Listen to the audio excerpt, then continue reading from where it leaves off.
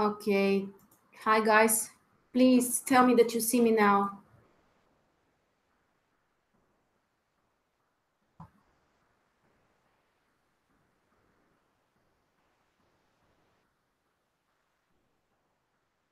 Okay.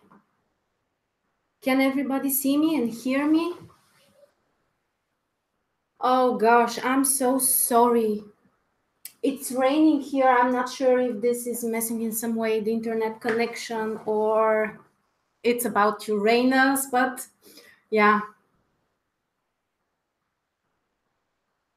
Okay. Is everybody here? Guys, I know we had to begin, but just give me a second to send an email to everyone else. I'm really, really sorry, but if anybody is gonna join us later, of course, everyone will get the recording after. So just 1 minute to send the link to everybody, the new link.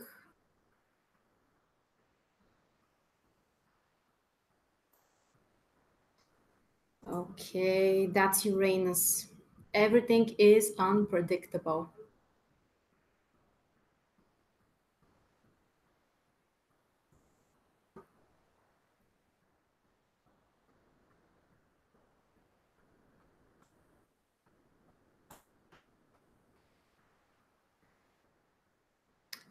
All right, I'm sending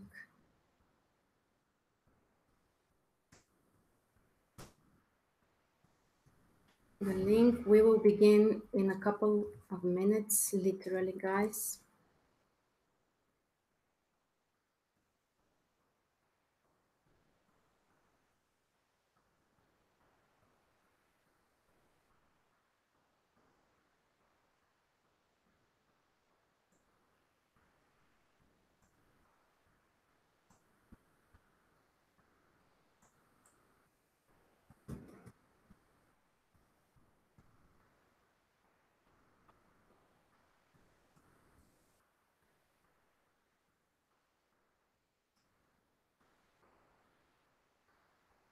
Yeah, it's about Uranus, so gosh.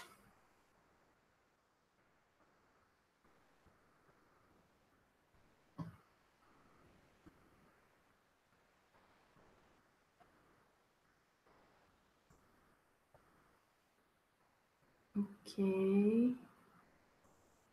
Okay. We are almost done. Okay, so in 60 seconds, everyone should get a new email with the link for this private video here. Oh gosh.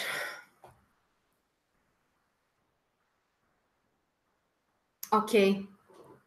I apologize again. I'm really, really sorry. Honestly, I have no idea what just happened. Everything was prepared. I have my other computer here. Anyway, finally, we are live.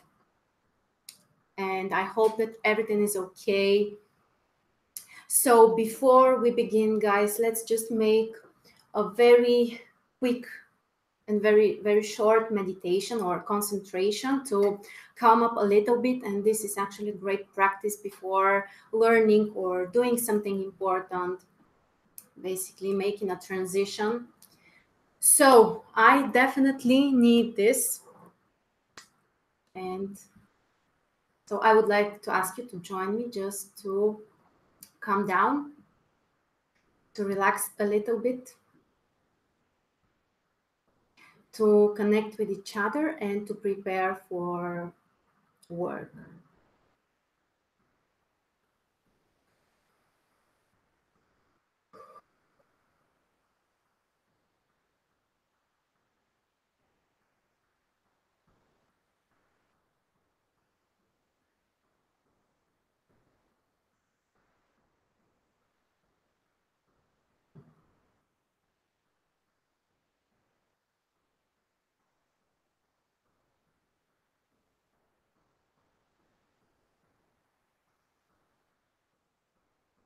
Okay. So I hope everyone's here and you're ready to begin.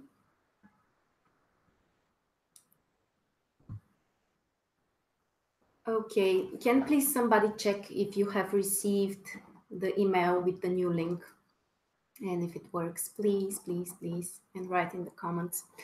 And let's begin with this webinar. So exciting, so unpredictable. Oh my gosh, this is really Uranus. I think that's a great way actually to understand that you can never know what to expect from Uranus. So expect the unexpected is really the motto. Yeah, thank you for letting me know. Okay, so you have it. So we really don't know what to expect, but we can prepare. Let me start with actually sharing with you the plan for this webinar so you know what to expect.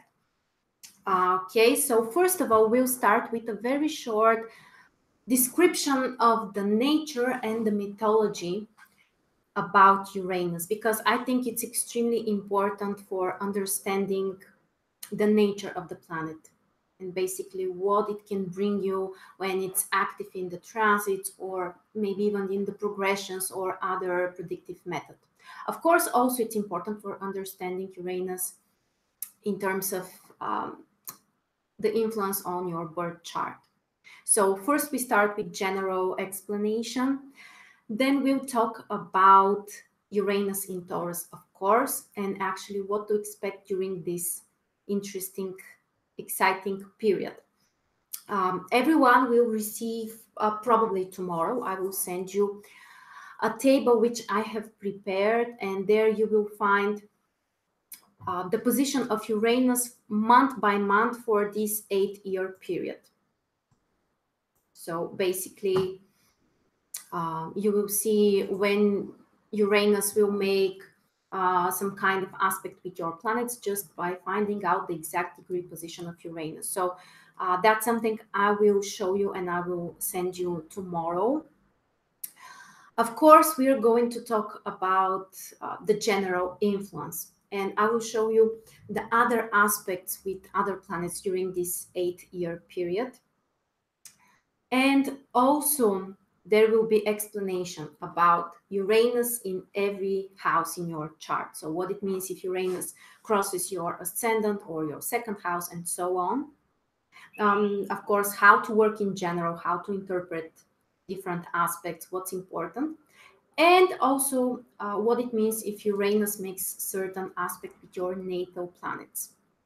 Challenging or positive, we will discuss that. Also, I would like to, I want to apologize. I have some kind of issue with my eye, so apologies for this, using this napkin constantly, but yeah, something's wrong with my eye. So also, I would like to tell you that I will make another webinar about Mars retrograde, and I will have a special offer only for you guys, only for those who are watching Uranus in Taurus. I will send you this in the email tomorrow. And basically, you will be able to join the webinar for $15. This is an offer which won't be live for other people, but more about it tomorrow. So a few words about me. I think that most of you know me. I'm Marina. I'm a professional astrologer. I'm interested in anything related to spirituality, psychology, coaching, energy work, therapy, basically so many things, Bach flower remedies as well. But of course, astrology is my greatest love, and I think it will always be. So, by the way, I started working as an astrologer before that, learning during Uranus aspects. And I think that many of you also who are interested right now will have interesting transits during the next couple of years. So one great way to work with this energy is through astrology, but we will talk about it. All right, so let's start with the mythology. The mythology about Uranus. There are two stories I would like to share with you. mythology stories, which are both related to Uranus. So the first one is about Prometheus. I think that was the name, how they pronounce it in Latin. It might be something a little bit different. Prometheus. Basically, this is one of the gods, and the other gods has given him the task to create humans. So he has created the humans, and he has decided to give them the fire. By the way, here I have a candle, actually two candles. The other one is over there. So the fire is something related to Uranus. Prometheus has taken the sun, the fire from the sun, and he's given it to the humankind. Because of that, he didn't have the right to do that. Because of that, Zeus has decided to punish humans and Prometheus as well. To humans, he has sent Pandora and all of the basically different bad experiences, tragedies, and so on. And Prometheus was punished to go alone on the top of the mountain. And yeah, something weird, but that's the mythology. An eagle has eaten his liver every day, and the liver has regenerated each night. And the next day, the eagle has came again and eaten his liver. So why I'm sharing this with you? Because basically Prometheus is one of the archetypes related to Uranus. So it can bring you the fire, or it can enlighten you, or can bring you inspiration, but at the same time it might be painful, and in some way the element of loneliness is here as well, because Prometheus has been alone on the top of the mountain. So there is an element of something new, something which changes the life of others or your own life. At the same time, you might be punished for that, or you can feel punished, and you may suffer, and you may spend a lot of time alone. That's one of the mythology stories about Prometheus, about Uranus, basically. The other one is about the god Uranus, who is basically one of the creators also. And together with Gaia or Gaia, they pronounce it in a different way, or Mother Earth, together they have created their children. Uranus is the god of heavens, the god of the skies, and Mother Earth is basically the earth or the material reality.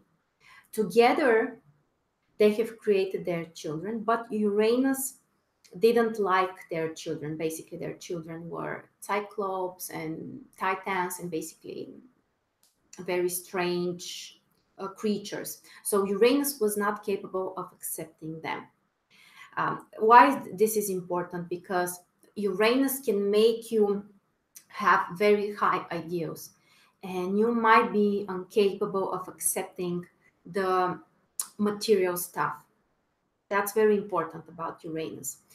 The other thing which is important is also that he has basically killed or sent their children, his own children, basically Mother Earth's children, very deep in the earth where he cannot see them. Because of this act, Mother Earth was really upset. And here comes very interesting part. One of their children is Cronus, or we also know him as Saturn. So Saturn is basically a child of Uranus, and Mother Earth has asked Saturn to castrate his father, and he has done that. Saturn has castrated his father Uranus. Here we learn something very interesting about the connection between Saturn and Uranus. So they are connected in some way. They are father and son, and at the same time they are enemies, because Saturn castrates his father Uranus. Another interesting detail here is that his male organs have fell into the sea, into the ocean, and from there was born Aphrodite, or Aphrodite is also Venus. A very interesting element here. So from one side, Uranus is castrated, so he's helpless because of Saturn. He is in some way beaten by Saturn, but at the same time, from this act, something really positive can be born, because Venus is the planet of love and beauty and connection. So very interesting, actually. Mythology is always very interesting, and I highly recommend you to read more about it, because you can understand a lot about the influence of the planets. So with Uranus, we have two different stories, but they show us a lot. So there is an element of something new, element of something exciting. At the same time, there is a very high ideal to do something which, when you make it material, you are not so satisfied with very often. And even though there is some kind of frustration, some kind of punishment or suffering, something really beautiful might be born out of it. Okay, so another thing I want to share with you about Uranus is also related to the symbol or the glyph of Uranus. Actually, I will draw it here.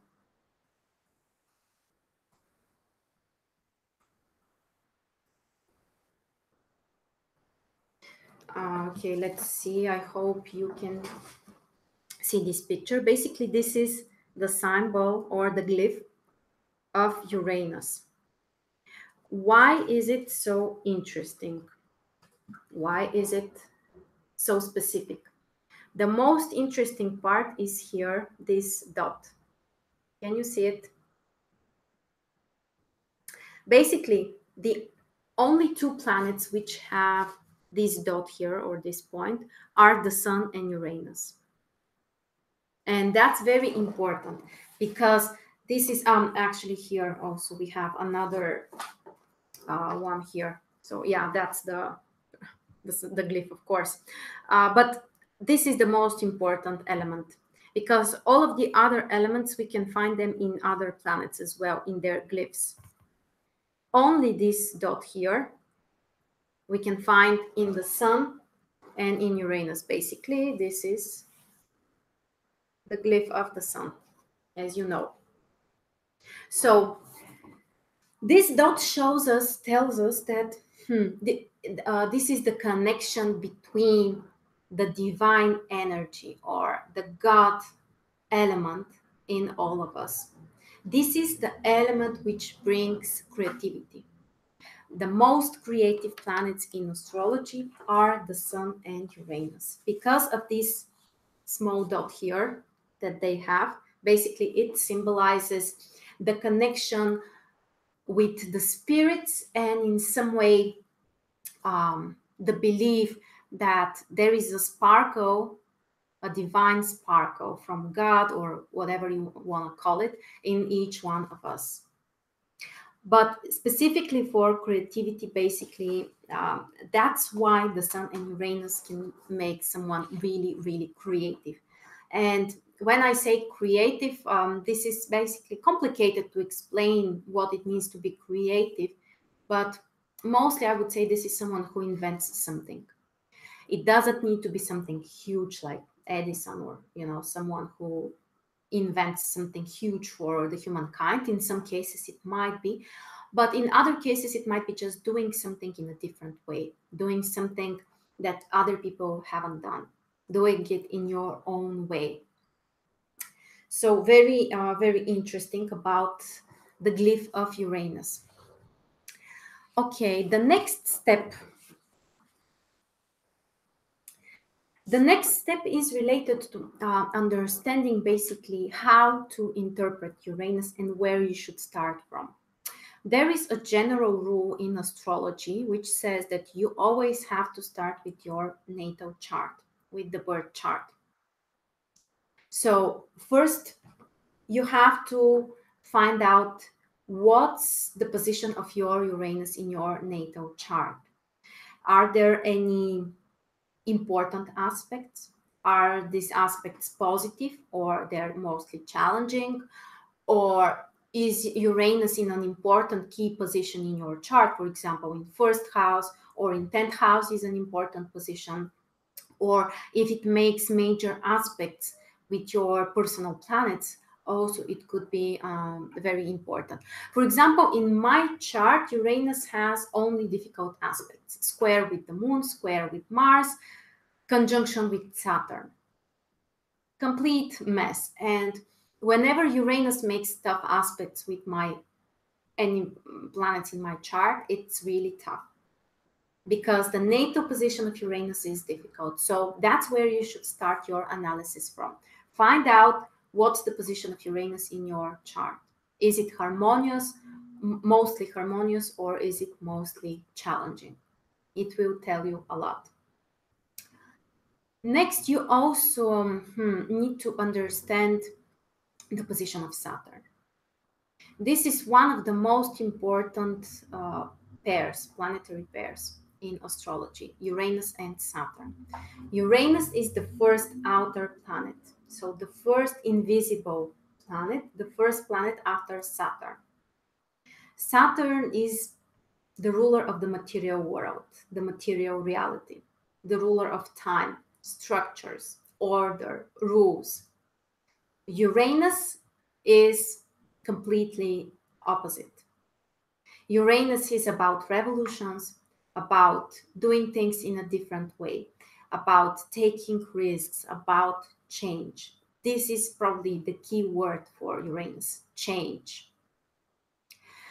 And here we can have two different scenarios. In one of the cases, if you have a very strong Saturn, really strong Saturn, let's say Saturn in Capricorn, or Saturn in conjunction with your sun, or Saturn in first house, or Saturn in the apex of a Tau square. Generally, if Saturn is very strong in your chart, the energy of Uranus might be very uncomfortable for you. And sometimes even the positive aspects can make you more stressed than other people, because you like Saturn, you're used to Saturn. You may not like it actually, but you're used to this energy, which means that changes are not so easy for you. There is also another case. Sometimes if Saturn is very weak, it doesn't make any aspects with your planets, or it's in a weak sign. Let's say in Cancer, Saturn is weak. In Leo, also weak. In Aries, Saturn also is not very strong. In this case, if Uranus is too strong, it might be difficult for you to match socially to others. You might be so different that other people might not be able to understand you. So you may feel like, you cannot materialize your desires.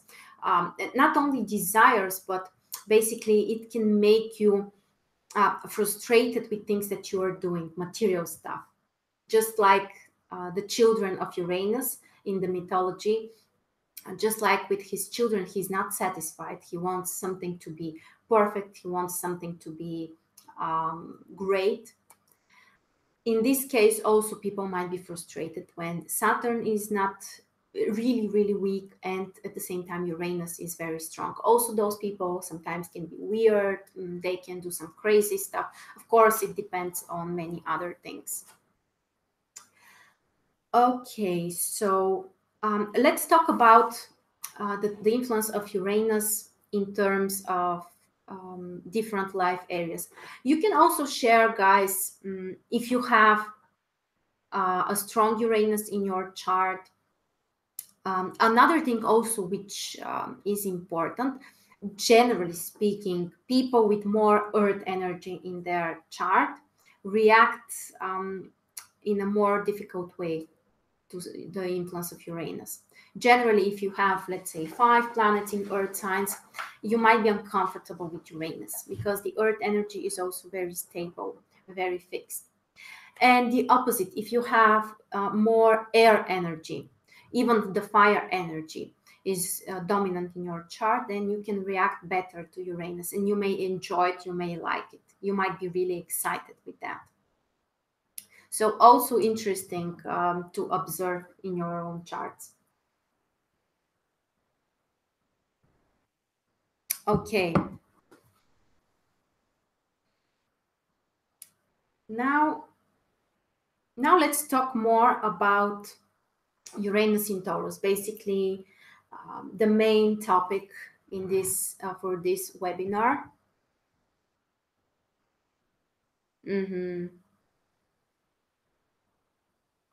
Yeah, so of course we have people with strong Uranus energy, which is normal. Of course, you know, guys, that Uranus is the planet of astrology. So very often, if you have a strong Uranus, you might be interested in esoterics or spirituality or learning more about the future.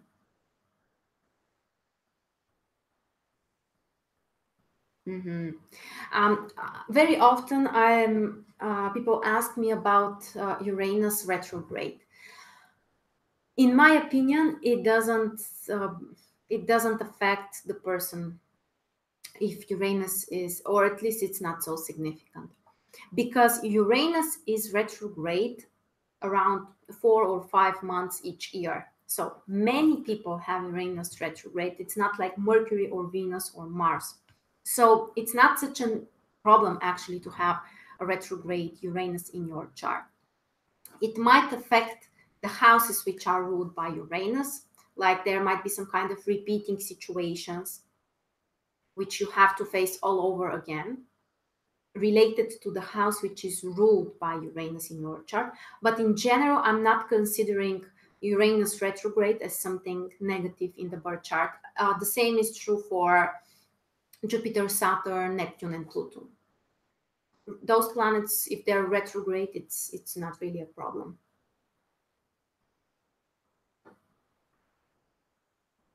Yeah. People, yeah, you love things Uranus. Yeah, Uranus can make things so exciting, really exciting. Aquarius moon, 7th house, grand air trine with Saturn. So probably this energy is close to you. Yeah.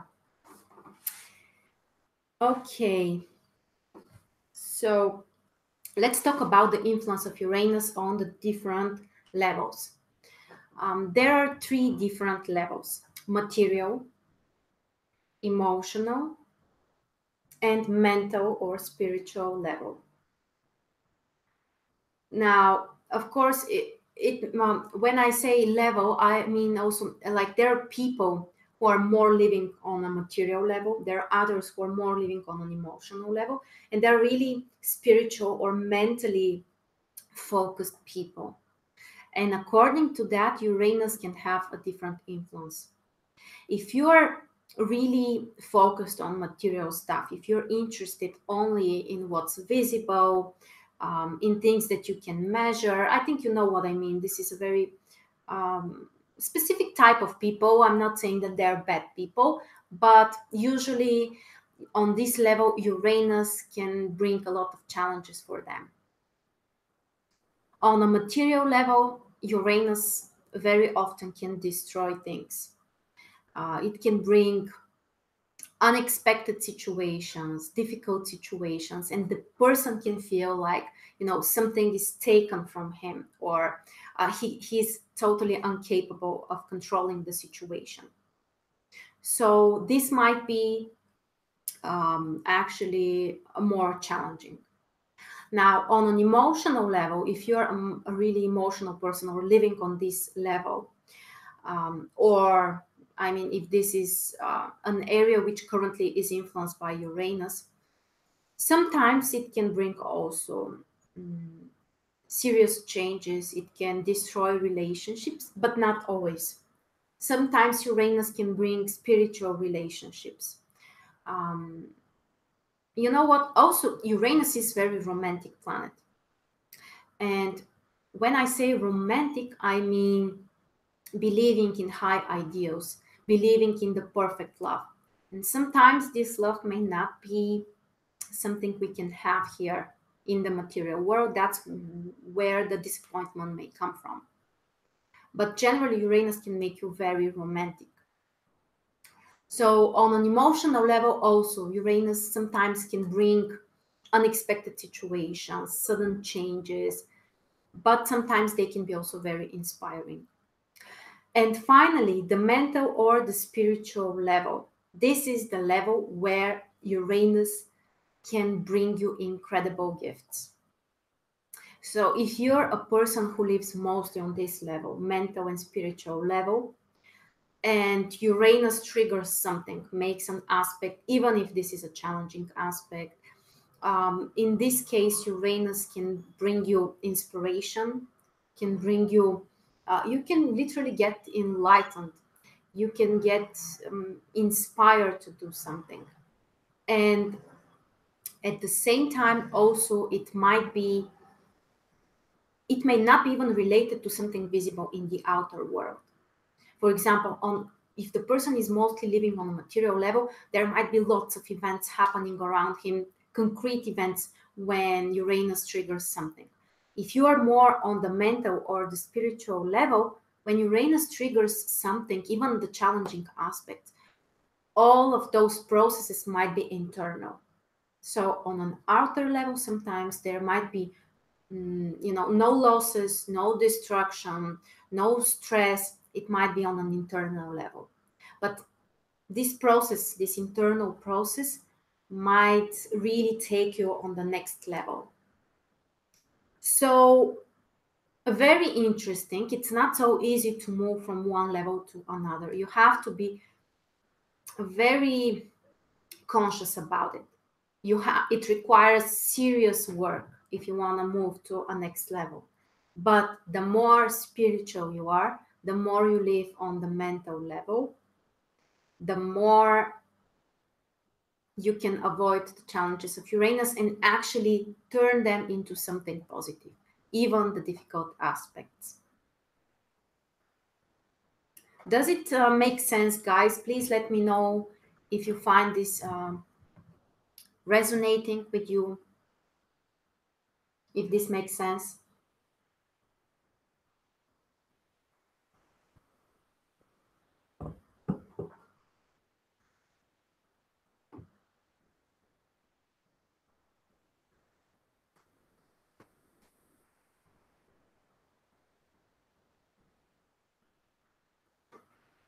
Yeah, yeah. I also think it makes sense. It was so interesting. Basically, the outer planets are so much different than the other planets. Uranus, Neptune, Pluto. They're not so easy to understand. Their energy is not so easy to be processed. And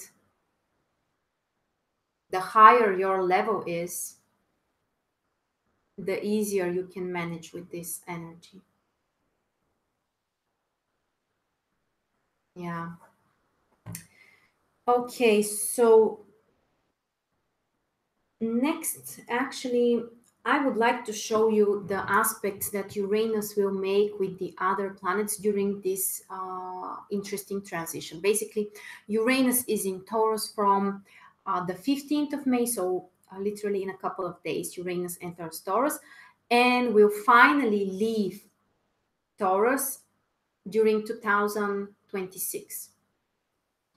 So let me, guys, open my software and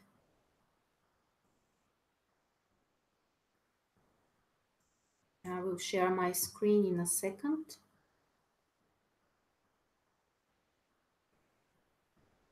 Okay. All right. So here is the chart. Okay, so Uranus enters Taurus.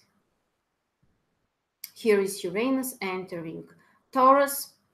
And it's interesting basically to analyze the aspects that Uranus will make with the other planets. And I mean the more important planets like Jupiter, Saturn, Neptune, and Pluto. The aspects with the Sun or with Mercury, they're for very short time, so be they cannot change something significantly. It's more interesting actually to analyze the aspects that Uranus will make with other slow planets.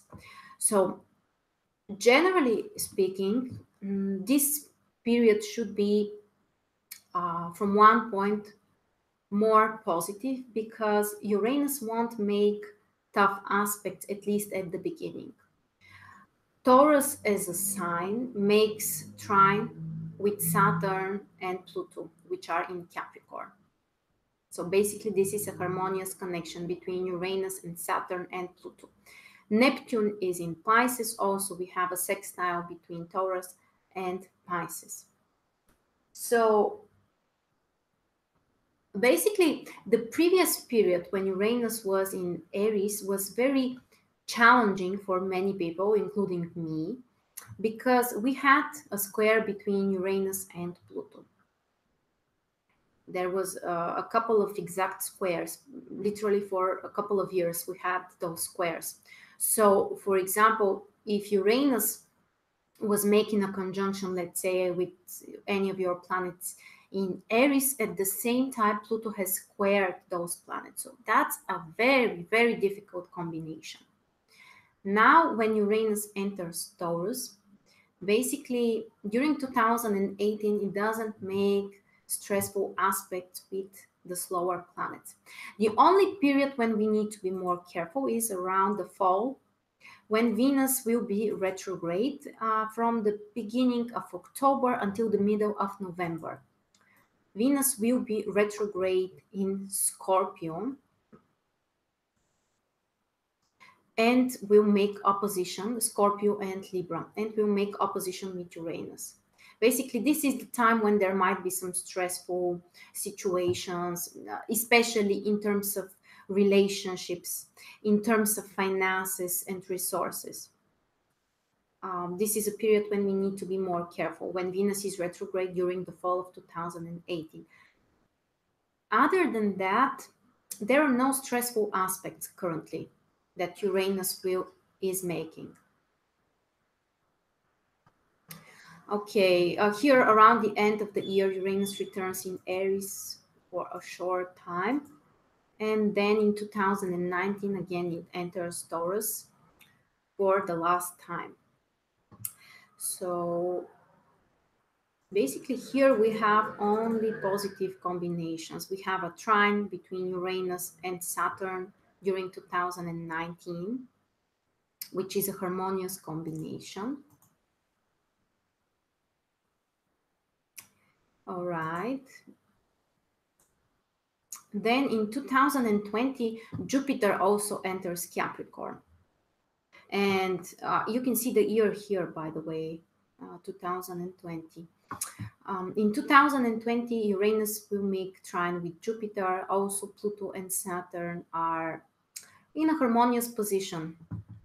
So no challenging aspects.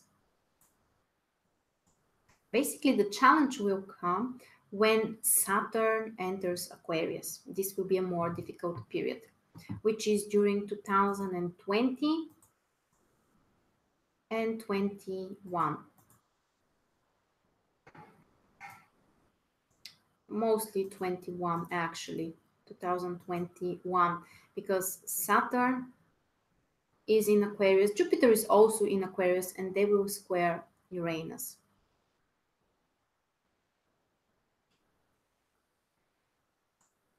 Okay.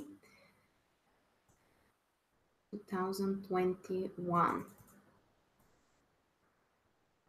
2022, we still have Saturn in Aquarius. So more or less, it's also kind of a challenge, even though there is no exact aspects. There are no exact aspects.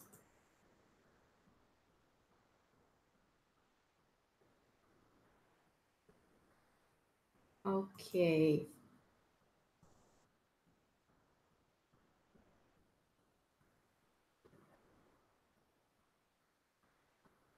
Then 2023, Saturn is in Pisces, which is a harmonious connection with Uranus. Neptune is still in Pisces. Pluto is already in Aquarius, but we don't have a square. So it won't be the same like it was during the previous few years.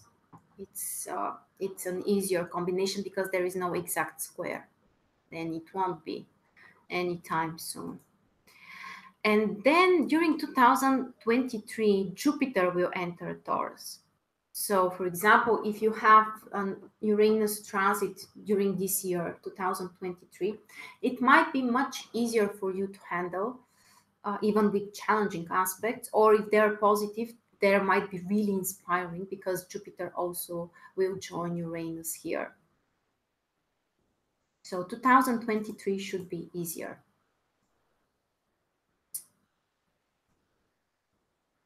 Okay.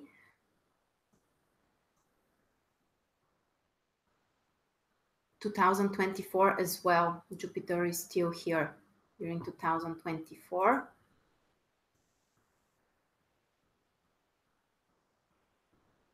So basically, these are the most important transits. After that, things are fine. So basically, when Uranus is in Taurus, it will make mostly positive aspects with the other planets. The only challenge, in my opinion, serious challenge, will be when Saturn squares Uranus. Jupiter also will square it, not such a problem, but with Saturn it will be a more difficult period. During the other years, it's much more positive if you have an aspect from Uranus. Something else which is important: Taurus as a sign is a fixed and earth sign. So basically, this is a very slow energy. This is a very stable energy. This is the most stable sign in the whole zodiac. At the same time, Taurus is a sign which doesn't like changes. So when Uranus enters Taurus, this is not a very friendly combination, I would say. Also, there are some astrologers who say that Uranus is exalted in Scorpio. Basically, about the personal planets, about the social planets, it's clear in which signs they're exalted and which are their fall positions. Exaltation means a strong position. Fall position means not a very comfortable position for these planets. So many astrologers consider that Uranus is exalted in Scorpio, which means that it is in a fall position in Taurus. That's why it might be more uncomfortable for us to get used to this combination, to get used to the change, to new things, to new situations, and to be actually ready to start new things. So it might take some time for adaptation, for learning how to process this energy. Now, the next thing, as I told you, you will get the calendar for the upcoming 8 years for the transit of Uranus in Taurus, month by month. Actually, I can show it to you right now so that you have an idea. And I think that it might be very helpful to understand when Uranus will make exact aspects with your planets, or uh, when it will enter certain house, basically when it will make conjunction with the cusp of your houses.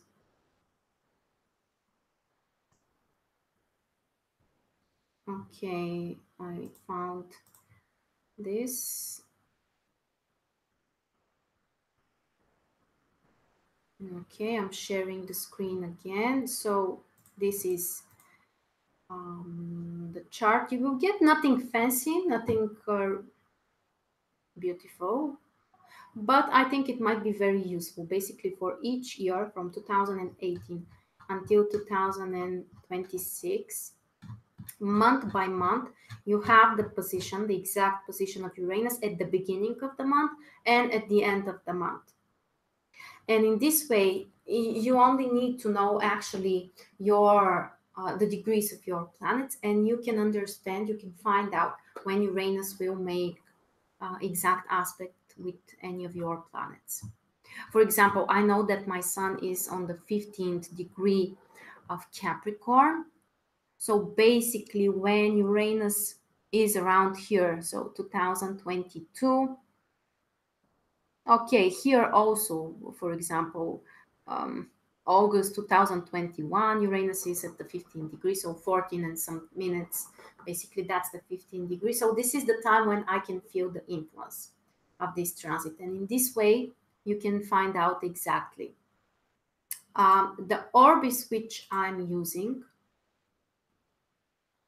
for the transits of Uranus are 1 degree for all of the planets except for the moon and the sun. For the moon, I'm using 1.5 degrees, and for the sun, 2 degrees. So basically, like in my case, the sun is on the 15th degree in Capricorn. When Uranus gets to the 13th degree, I will feel the influence. When Uranus is at the 17th degree, I can still feel the influence of the transit. So 2 degrees before and after for the sun, 1.5 for the moon, 1 for all of the other planets, and 1 for the cusps of the houses. Another thing which you should know about the nature of the influence of, and specifically the transits of Uranus, is that very often the stronger influence is at the very beginning. Sometimes it might be even before the exact aspect. For example, with Saturn, even with Pluto, the influence of the transits might be even after the exact degree, after the exact transit. With Uranus, it's the opposite. You can feel the strongest impact before the aspect is exact. Okay, so let's move to the analysis of Uranus in different houses. Okay, so first of all, I will mention all of the zodiac signs and what kind of aspect Uranus will make with this sign while it's in Taurus. And of course, I think that most of you are familiar with the different aspects. If you are not, I will share with you very shortly the influence. So for Aries, Uranus will make semi-sextile. So this is a minor aspect, which means not so significant, but positive. So if you have a cusp of a house, ascendant, or any planet in Aries, Uranus won't affect you so significantly. Even if there is some kind of influence, it should be positive. For Taurus, of course, extremely important. If you have any planet or the house which cusp is in Taurus, there will be the strongest influence for you. You will really feel this transition. Gemini also, if you have a planet in Gemini, Uranus will make a semi-sextile. So not a strong impact, but mostly positive. For Cancer, the influence is supportive because there is a sextile between Taurus and Cancer. So if you have any planet in Cancer, you should be supported. We are going to talk about each of the planets, the combinations. This is just a general introduction. So for Cancer, the influence is harmonious. For Leo, the influence is challenging because there is a square. If you have a planet in Leo or your ascendant is in Leo, there might be a challenge for you during this transit of Uranus in Taurus. Virgo might be really supported because there is a trine between Taurus and Virgo. So harmonious influence, supportive energy, basically, that's very beneficial. For Libra, there is a quincunx. Taurus and Libra are connected with the quincunx, which means that at the very beginning, there might be some kind of challenge. And if you overcome it, the influence might be very positive for you, because the quincunx consists of square and the sextile. Basically, challenging aspect, then positive aspect. For Scorpio, also there might be some challenges because there is an opposition. Taurus makes opposition with Scorpio, so if you have a planet there, at some point, probably you will have to face with some serious changes. Sometimes there might be really unexpected, or we are going to discuss, of course, the different possible combinations.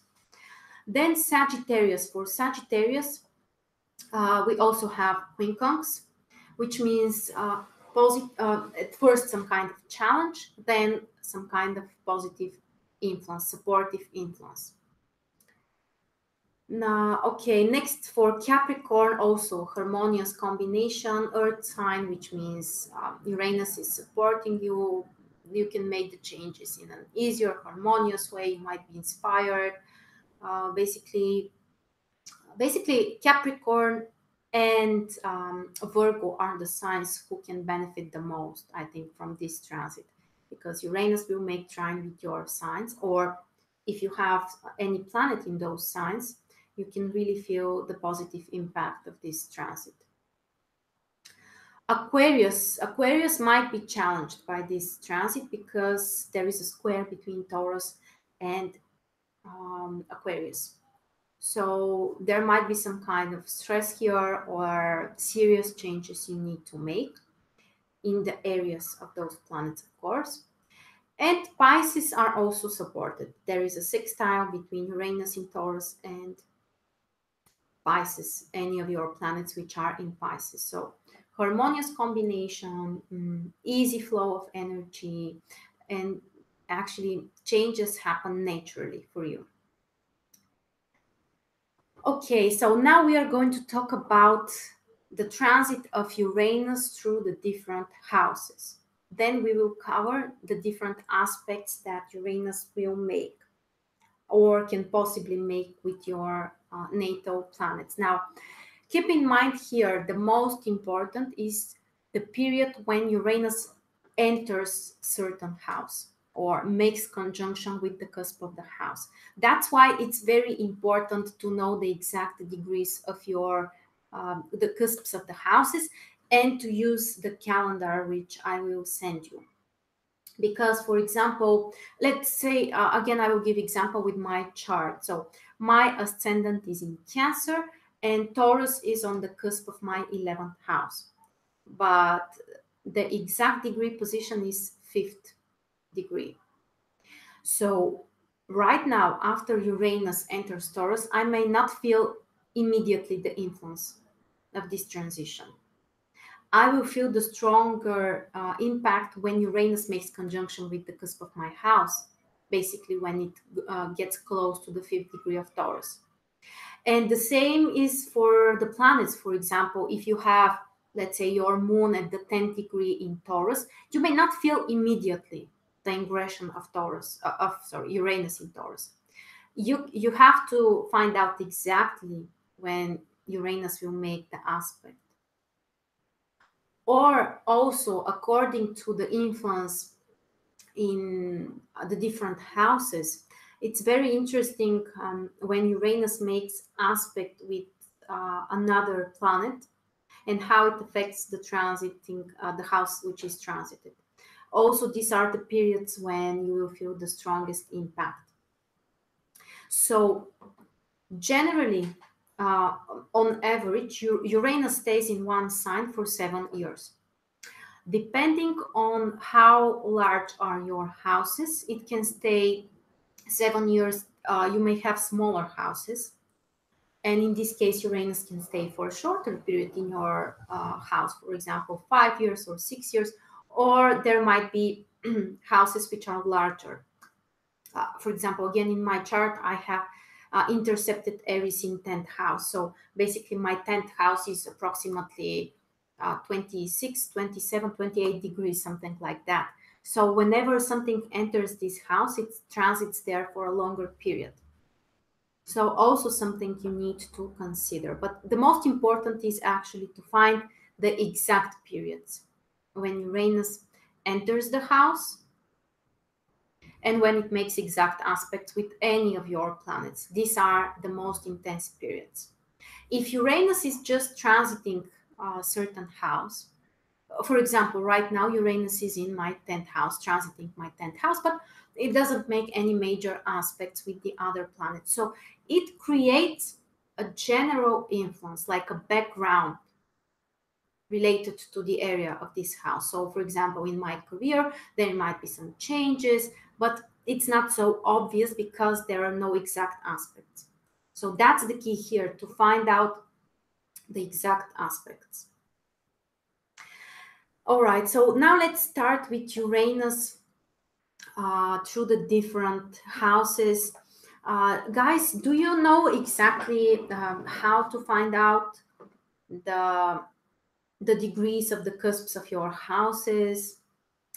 Do you have difficulties with finding out where Uranus will transit your horoscope? Please write in the comments if you have troubles with that.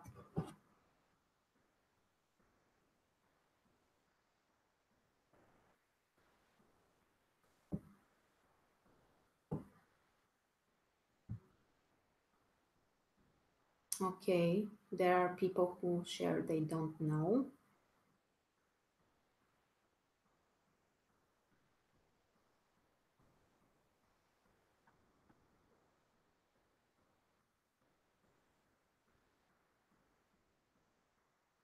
Okay, if you don't know where exactly Uranus is transiting in your horoscope, um, okay, the first thing you can do, yeah, Placidus, yeah, I'm using also the Placidus house system. That's a personal decision. I personally use the Placidus house system. So yeah, that's what we are talking about. So for those who are not sure where exactly Uranus will transit, which house actually will be transited by Uranus, the first thing you can do is go to astro.com. I'm not sure. I think I cannot. If I write websites here, I think they won't be opened. I will try. Okay, I'm not sure if the link will work, but you can copy and paste it in your browser. Astro.com. There is a birth chart calculator there, and you need to find there where exactly, yeah, copy and paste it, please. Where exactly Taurus will transit, where you have Taurus as a sign, on which cusp of which house. If you cannot handle with this, if you have some issues, you can send me your birth chart, but please, use the chart from astro.com and you can send it to me and I will tell you exactly in which house Uranus will transit in your horoscope. Or if you want more information, you can contact me personally. Okay, so everyone will know. After this webinar, everyone will know. If not today, tomorrow, you will know where exactly Uranus will transit in your chart. It might be really exciting. Honestly, it might be something you haven't experienced before, something completely new. And again, it depends a lot on your how well you can accept this energy. I mean, how open are you to changes? Because that's the most important thing about Uranus. It's the planet of changes. So this house where Uranus is transiting, you have to prepare for that. Okay, so let's start with Uranus in first house, or Uranus entering your, um, basically making conjunction with your ascendant. Of course, it means that your ascendant should be in Taurus in order for this to happen. And this might be a huge change. The first house, or your ascendant, is related to yourself, to everything which affects you personally. So this might be the time when you can go through complete changes in terms of personal life. Sometimes it might be even related to other areas. For example, it might be even a significant change in your career, but the main idea is that personally you feel like you're going through something completely different. There might be two cases. One of the cases might be stressful. Sometimes, if you're not open to the change, if you're trying to avoid changes, it might manifest in your life as something stressful, like an outer event which you haven't expected, which stresses you, which sometimes might be even shocking or unpredictable. But the positive manifestation is also complete personal transformation. That's why many astrologers say, and I personally agree with this theory, that Uranus is exalted in Scorpio, because both Scorpio and Uranus as a planet, they bring serious changes. That's why Uranus feels very comfortable in Scorpio, because this is the sign of the transformations. That's why also when Uranus transits your first house, makes conjunction with your ascendant, it's time for complete personal transformation. People who are interested in spiritual things might be really inspired. They may decide to, leave all things in the past and start a new life. So basically, that's a completely new beginning. In some cases, it might be a new job, it might be a new relationship, it might be getting out of unhappy relationship, or a relocation. Something huge happens. For those people who have a very intense inner world, very rich inner world, this might be, remember, the people who are living more on the mental or the spiritual level, they may go through some really intense inner processes. And sometimes it might be extremely exciting and inspiring. One of the greatest things you can do also is um, change your appearance, because first house also affects literally our physical body, how we look, how we dress. So, for example, women can change completely their hair. In most of the cases, they can choose something eccentric, something which is so untypical for them. Also, what you can do is experiment more, try new things, take some risks. Uranus is a planet which really enjoys the risks. So you may notice that, especially if you're not so connected with the energy of your ascendant. For example, if you don't recognize it as something close to you, you may notice that personally you're changing, that you are doing things in a completely different way. So, very serious transformation. I would say, of course, when Uranus enters one of the cardinal houses, first, fourth, seventh, and 10th, these are the biggest changes in your life. So, of course, the ascendant is one of the most important transits you can ever have. And keep in mind that Uranus basically takes 84 years for Uranus to go through the whole zodiac.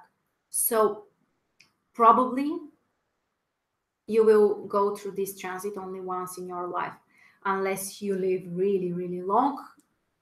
Who knows, maybe sooner or later we will live more than 1 century. But usually, most of us can go through such transits only once in our life. So a great time for personal changes, new things, taking risks and leaving the unnecessary stuff in the past.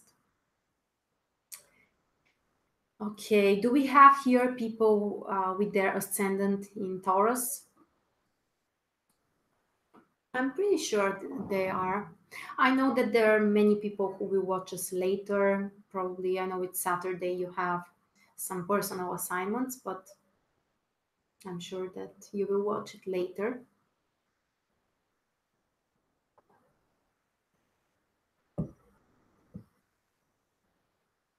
Okay. So next we have Uranus transiting your second house. For most of the people, this will happen if they have their ascendant in Aries. If your ascendant is in Aries, at some point probably Uranus will, while it's in Taurus, will enter your second house. So what should you expect? Second house is a very material house, related to all kinds of resources, related to your personal belongings, to very practical things like your finances, your income. So there might be a drastic change in this area of your life. There might be a huge, unexpected change. Many people may decide to quit their job. Sometimes, if you don't want, if you resist the change, it might happen in a more stressful way. Like, for example, sometimes you can lose your job, or even if you don't lose it, the situation might be completely different. For example, if you used to have a fixed salary, now your income might be different every month. You may find a new job. So, yes, sometimes it might be challenging. It might be difficult, like things are unexpected. You feel like there is no stability in this area of your life. Like, you can't be sure about your finances. In other cases, it might be actually a very interesting, and you can find interesting ways to earn money. You can find very untraditional ways to improve your financial situation, for new sources of income, especially if Uranus is related to your type of work. For example, everything which is modern, the IT sector, technologies, computers. mm, Sometimes even science could be related to Uranus. So if your work is something close to that, then Uranus in second house actually can have a very supportive influence for you. But the main thing you should do is change change your attitude towards money. Also, for example, if you are a really material person, if you have been really interested in money, when Uranus enters your second house, you may notice that your attitude changes. You're not so interested in that. You may start to value different things.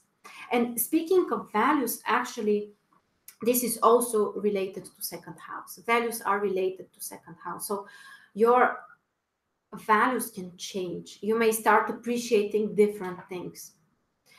And if you haven't been a really materially focused person, sometimes, very often, you might be more interested now in things which are not measurable, things which are not so visible, not so material.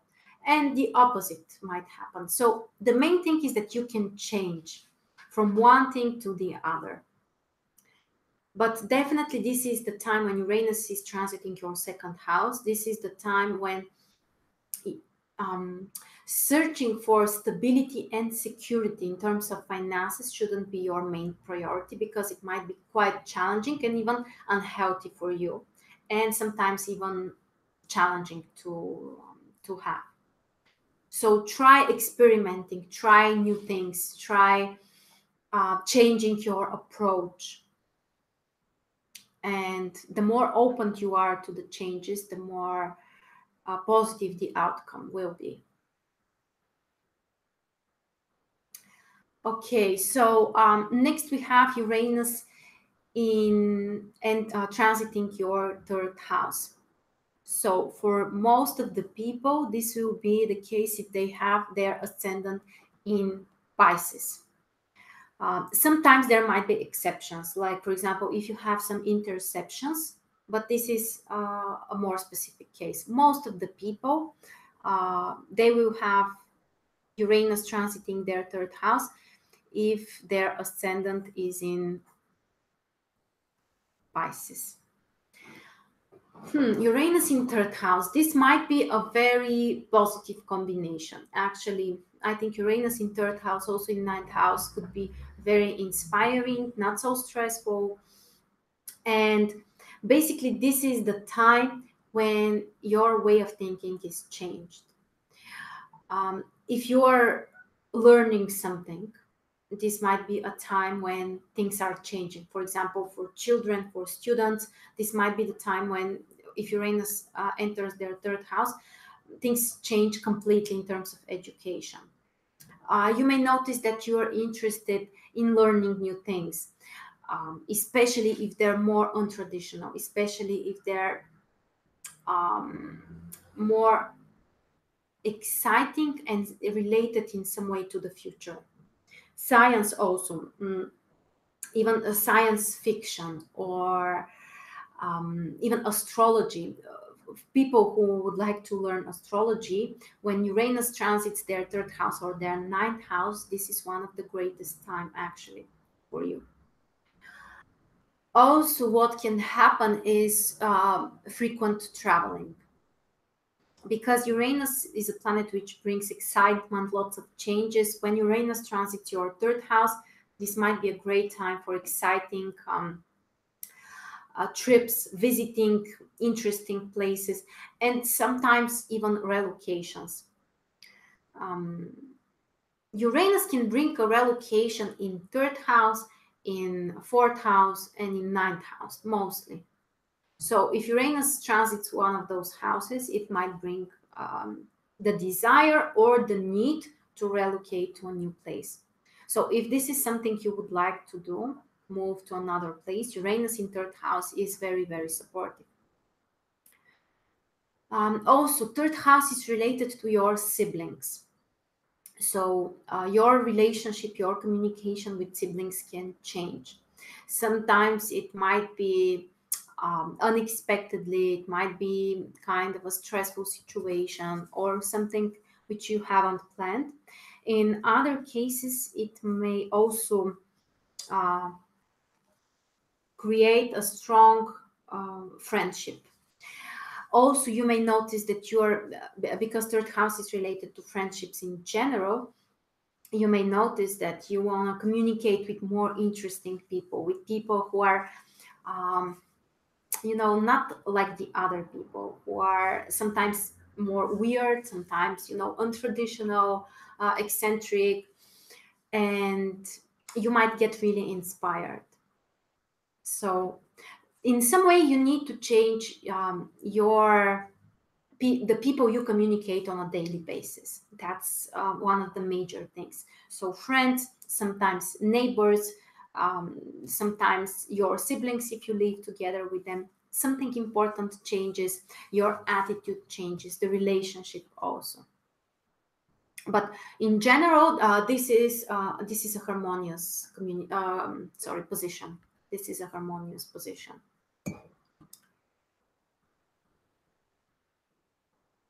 Okay, the next house we have is fourth house. Now, for most of the people, this is the case if they have their ascendant in Aquarius. When Uranus is in fourth house, this is again one of the positions which can bring serious personal changes, life changes. Fourth house is about your home and family, but also your inner world, your emotional world. So basically, this is the time when something can change drastically in terms of family and home. As I said, one of the best things you can do is relocate if this is what you want, or move to another place, move to another home. Also, it's important that fourth house is related to your parents.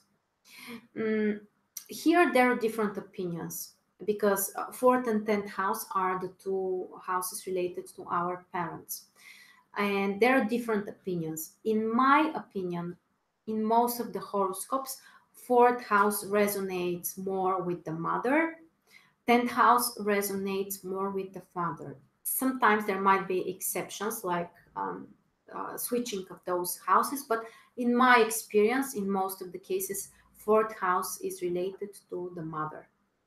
So it means also that there might be a serious change in your relationship with your mother. Sometimes this might be like a confrontation.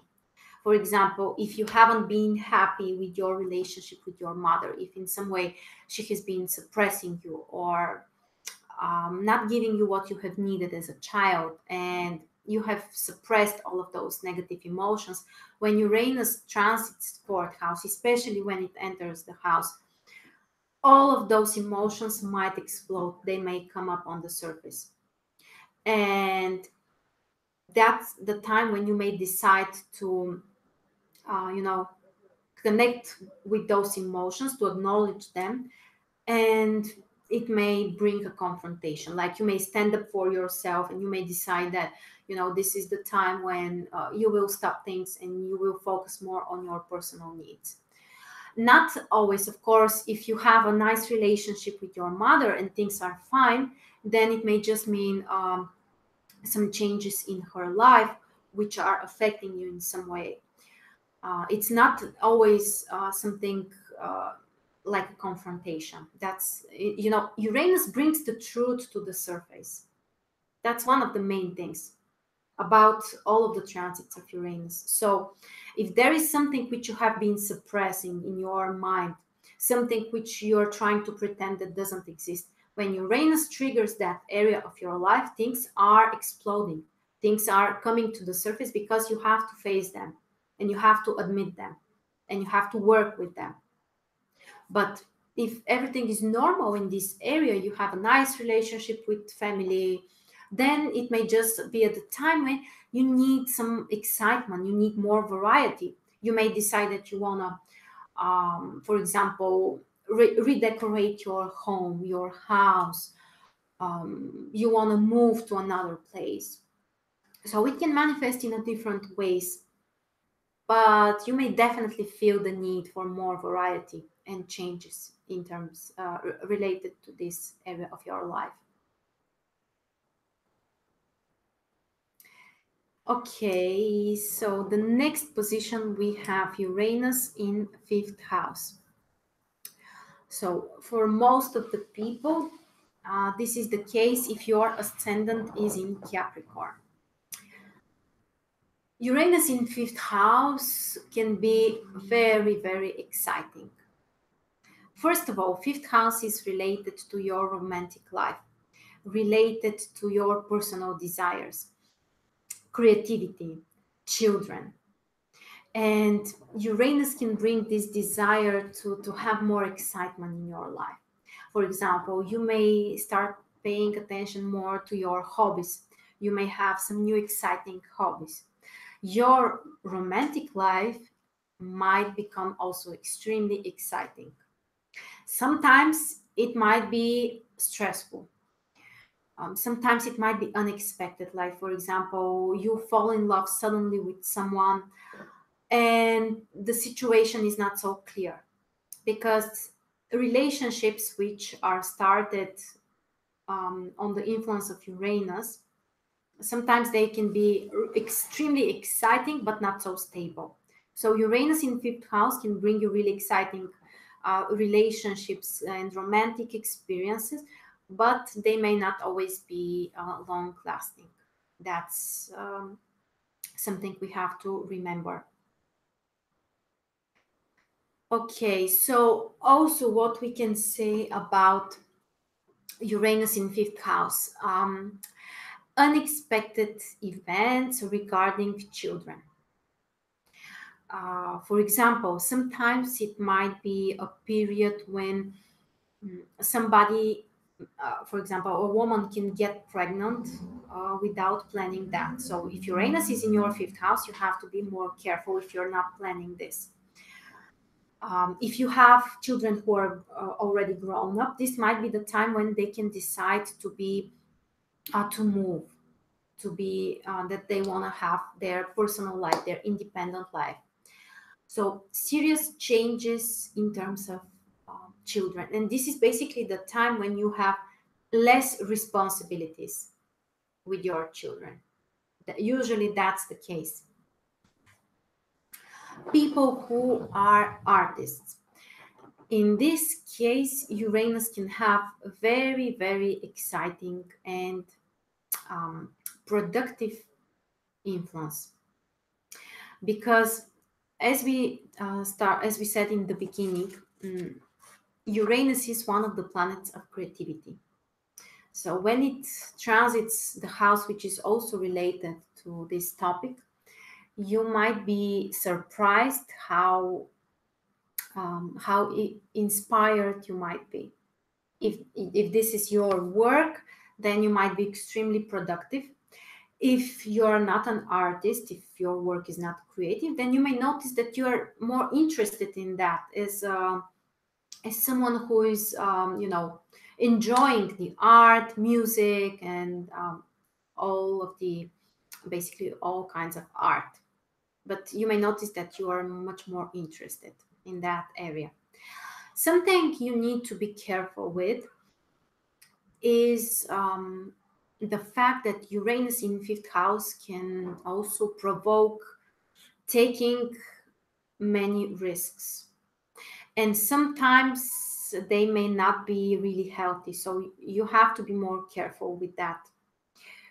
For example, people who are gambling, this is a time when they have to be very careful. This is not a harmonious aspect, because they might be really, excited, and sometimes they may take actions which might be really, really impulsive. So, personally, I don't recommend gambling in general, but specifically when Uranus is in your fifth house, this is not the best time. Okay, so next we have Uranus transiting sixth house.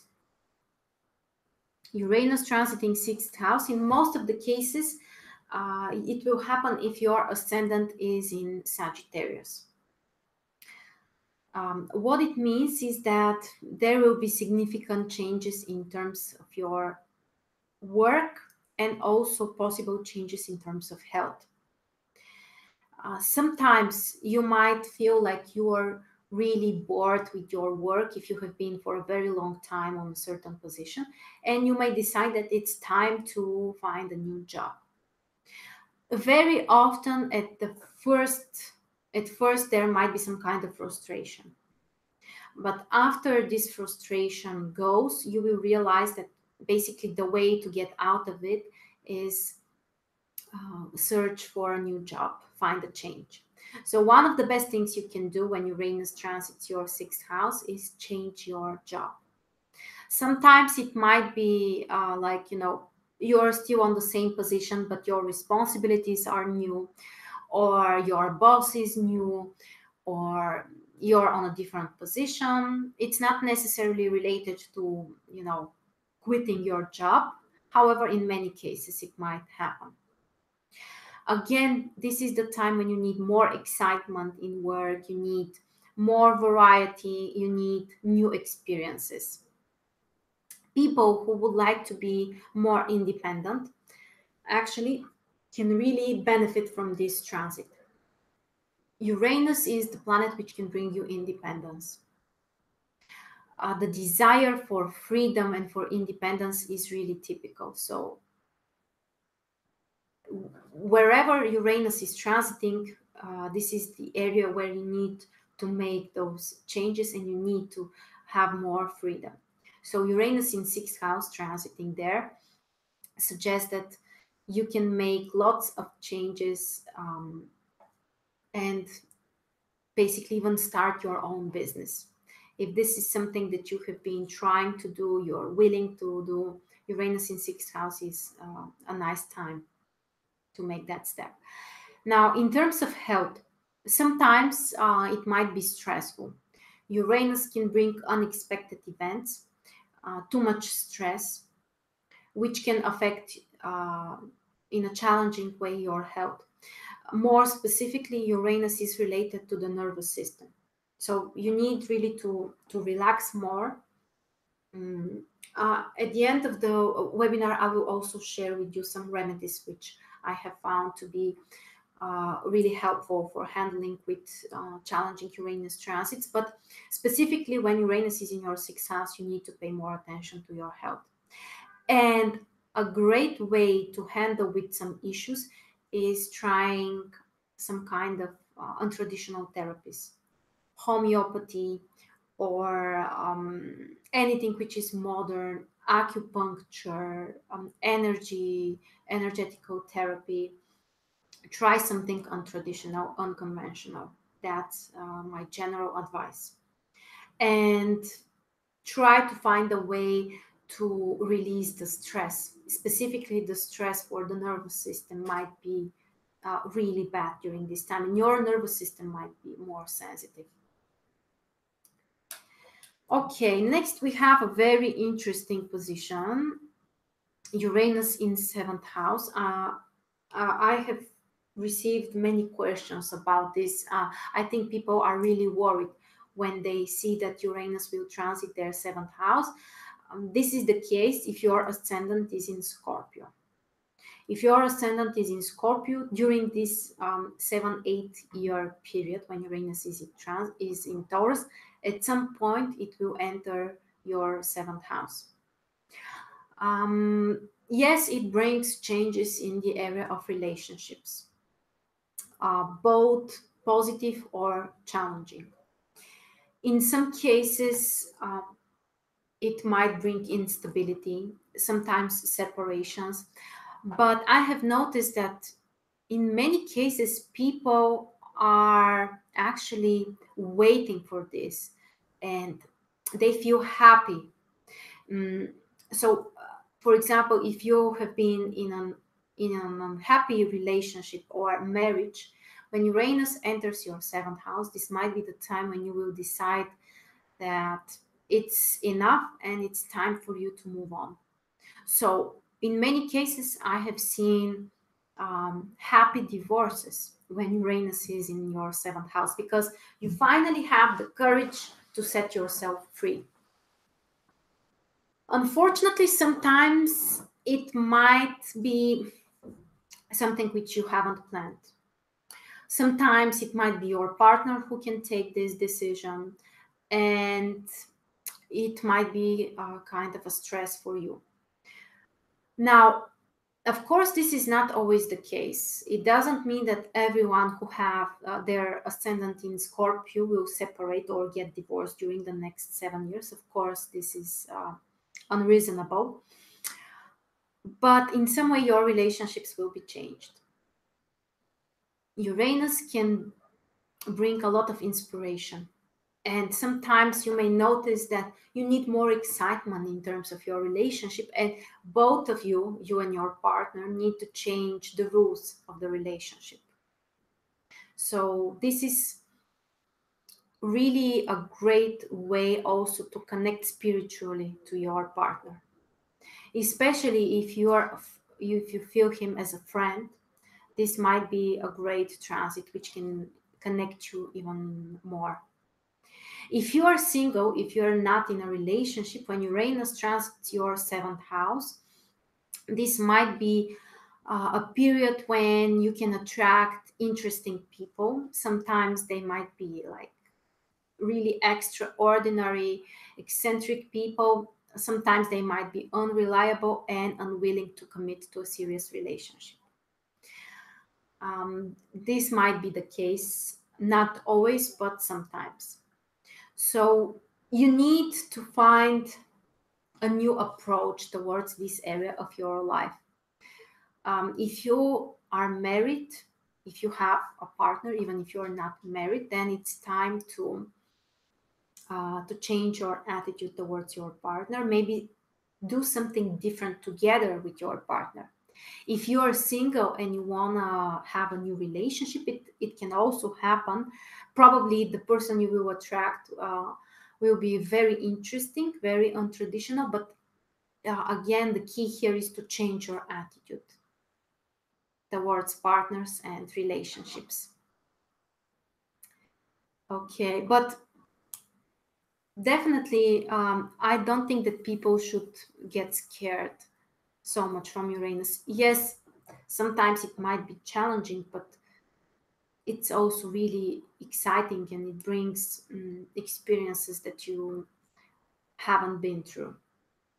So in seventh house, Uranus can bring you very exciting emotional experiences. Okay, so next we have, so Uranus in eighth house is the next house. For most of the people, this is the case if your ascendant is in Libra.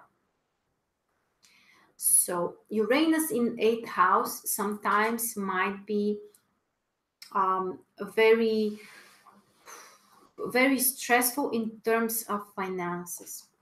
Eighth house is about financial resources, more specifically mutual financial resources. So in general, you need to be careful with investments, with some kind of bank operations, those type of things, because something which you are not planning, something that you cannot predict might happen. Also, this might be challenging combination because eighth house is a house related to critical situations, and Uranus is a planet which can bring also this high risk energy. So definitely when Uranus enters your eighth house, it doesn't mean to get scared or to, stop leaving your home. But I would recommend you to avoid activities which bring risks. For example, I wouldn't recommend you any extreme sports. I would recommend you also to be careful when you're driving, even flying with airplanes. I would avoid personally. Um, I personally feel afraid of that, and even when I have to do it, it's a very unpleasant experience for me. That's why maybe this is something I'm considering, but I would recommend you, if Uranus is in an exact conjunction with the cusp of your eighth house, also avoid flying with airplanes, because airplanes, the aviation, is ruled by Uranus. So that's why it might be more stressful. Also, eighth house is related to our secrets. One of the houses related to secrets and to emotions and basically to our inner world. So when Uranus is in your transiting your eighth house, you need to be, you might be surprised from some kind of emotions which might come up on the surface. Some kinds of secrets might be revealed. And normally this is something which you're not expecting. Normally we are not prepared, we are not aware with the secrets. So this is quite a surprise. Because eighth house is related to mutual finances, also this might be a time when your partner might go through different financial changes. This might be the time, for example, when he might change a job, or in some way the mutual finances are not on the same level. So in some cases it might be actually very positive, like unexpectedly, for example, you have an inheritance. This is also an option because eighth house is related to inheritance. So without planning that, without expecting it, you can receive also finances or other resources from other people. So this is also an option. And sorry, eighth house is also related to everything occult, everything which is spiritual. Eighth and ninth house both, but eighth house from a more from a deeper perspective. So Uranus in eighth house is also a great time to dive deep into spiritual science, knowledge, to explore more the secret things in general about the universe, the nature, some kind of science you're interested in. Also a great way to work with this transit. Okay, so let's move to the next combination. We have Uranus next in ninth house. For most of the people, this will happen if your ascendant is in Virgo. So if your ascendant is in Virgo, Uranus probably will transit your ninth house at some point. As I told you, Uranus in ninth house is actually in a very harmonious position, because ninth house is about knowledge and inspiration and in some ways related to the future. Uranus also is related to the future, to interesting, untraditional things. So what you can go through is drastic, intense changes of your goals, of your expectations and desires for the future. Your belief system also can be completely transformed, because ninth house is related to our belief system. Also, what can be changed is traveling. As I told you, this is one of the best transits for relocation. A great time to go to interesting, exciting places.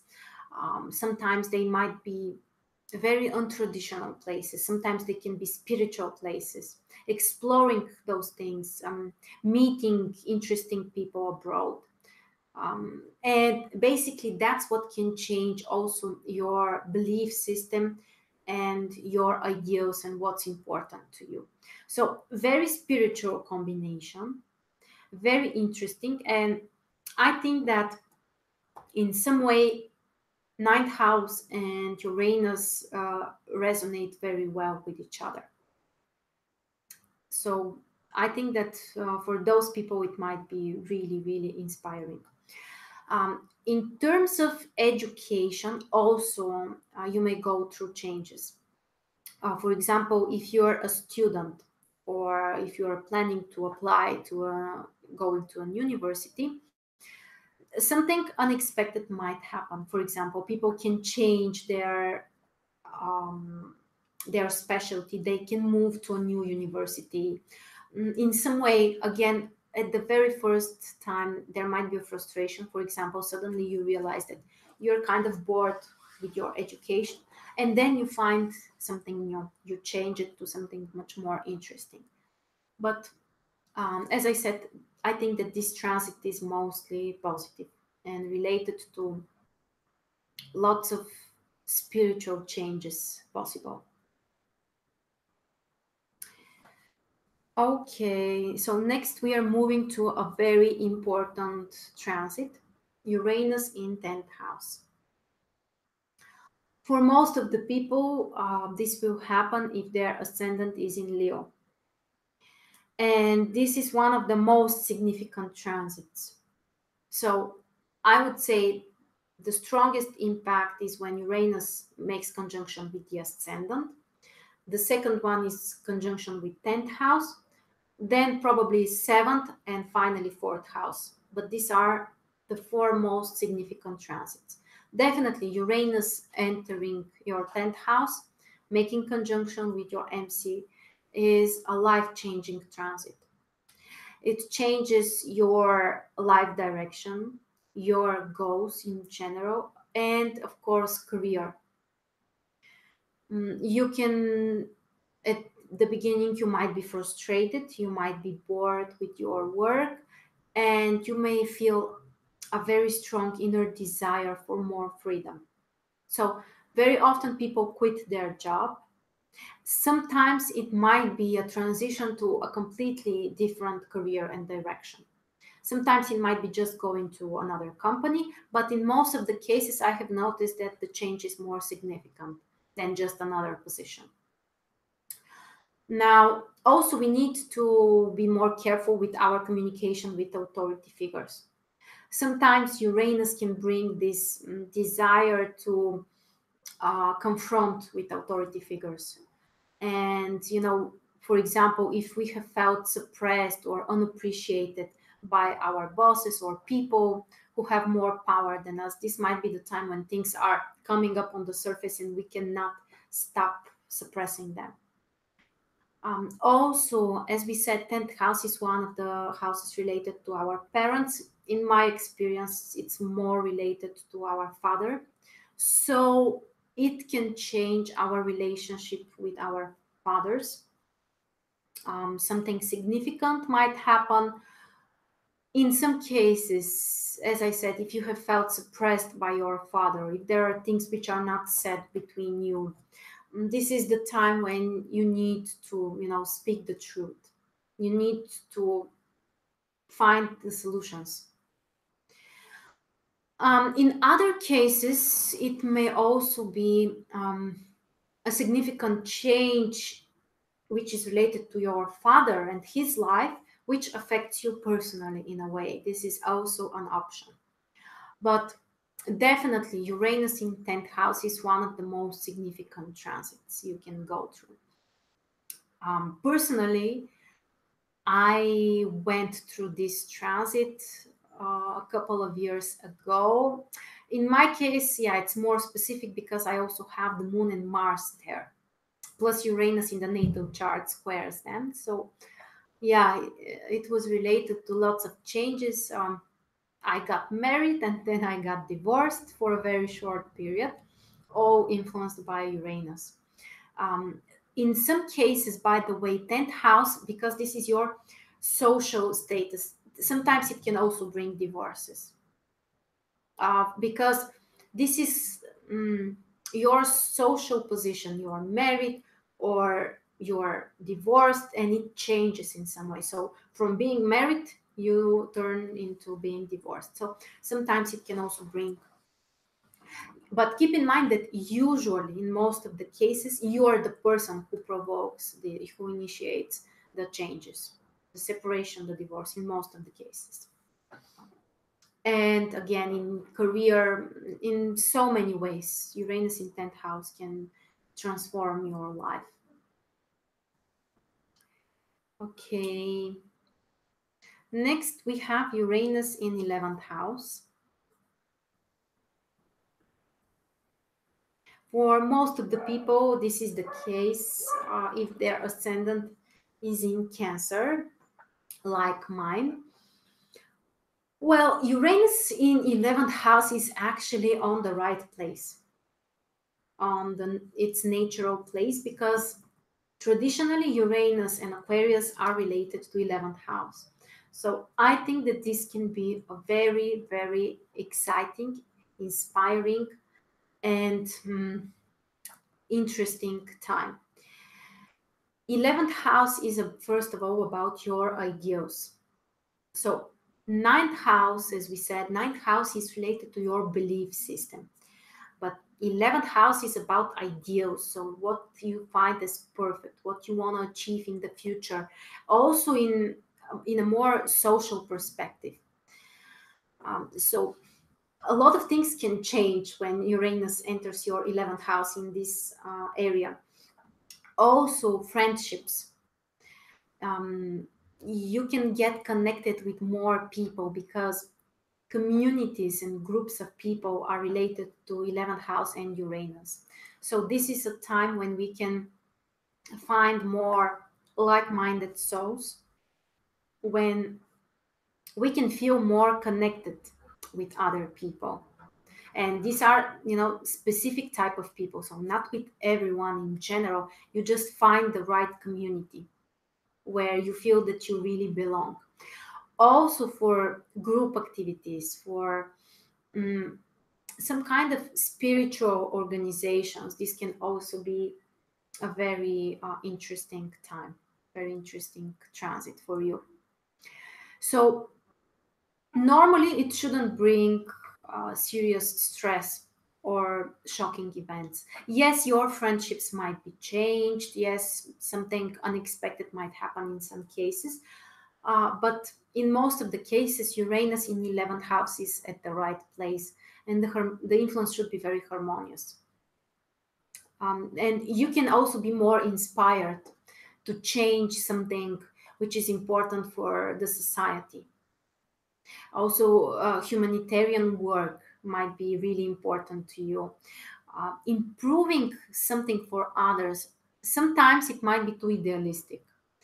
Uranus can make us believe in the impossible, in the things which sound great but are not so easy to be materialized. So our ideals can become, well, too idealistic, if you know what I mean. And yeah, that's the challenge here, especially if Uranus makes some kind of challenging aspects while it's in your 11th house. The risk is that your ideals may not be realistic, and you cannot manifest them on a material level. But other than that, 11 in Uranus in 11th house should really support you and, yeah, open up your mind to new perspectives and new ideas. So honestly, I can't wait for this transit. I think in my chart it's next year, because I told you have to find out the exact degree. But I think that really um, exciting experiences are coming in the future. Hopefully for everyone, of course. Okay, and finally we have Uranus transiting 12th house. In most of the cases, your ascendant should be in 12th house, sorry, in Gemini, in order for you to have Uranus in your transiting your 12th house. So this might be a very interesting period, but kind of complicated, because 12th house is the last house of the horoscope. So basically, this is the ending phase. And normally, when something triggers 12th house, any planet, any transit, we feel kind of tired of the old things, but we are not ready yet for the new things. They are not manifesting. So while Uranus is transiting your 12th house, this is the time to prepare for the change, to process the need for the change, to reevaluate your past, and also to separate with things which are not healthy for you, which you don't need. 12th house is very important for our emotions and our psychological condition. Some kind of traumas might be related to that, some kind of painful experiences. 12th house is also related to our karma, even previous incarnations. So when Uranus transits your 12th house, this might be the time to separate with your past, to, solve some karmic situations, some things which you need to leave in the past. Sometimes it might even be related to relationships, but very often the result is not so obvious on an outer level. It might be happening on an inner level. Sometimes it might be stressful. Sometimes um, you may feel like you don't know exactly what to change, and you shouldn't force yourself too much to make the changes. When Uranus enters the ascendant, first house, the change which will come naturally. While Uranus is transiting your 12th house, it's a great time um, to work with spiritual things, to heal some traumas, some painful emotional experiences, and to leave them in the past. Because Uranus can set you free. Uranus can set you free in every house, making all kinds of aspects. If Uranus is active in your chart, in some way you can set yourself free from something. Sometimes it might be easy and naturally. In other cases, it might be related to with some kind of stress, but the final result might be a completely new you. Okay, so I think this is the most important we should know about the transits um, of Uranus through the different houses. Now, I would like also to share uh, some ideas about Uranus making different aspects with your planets, because, of course, this is also very important.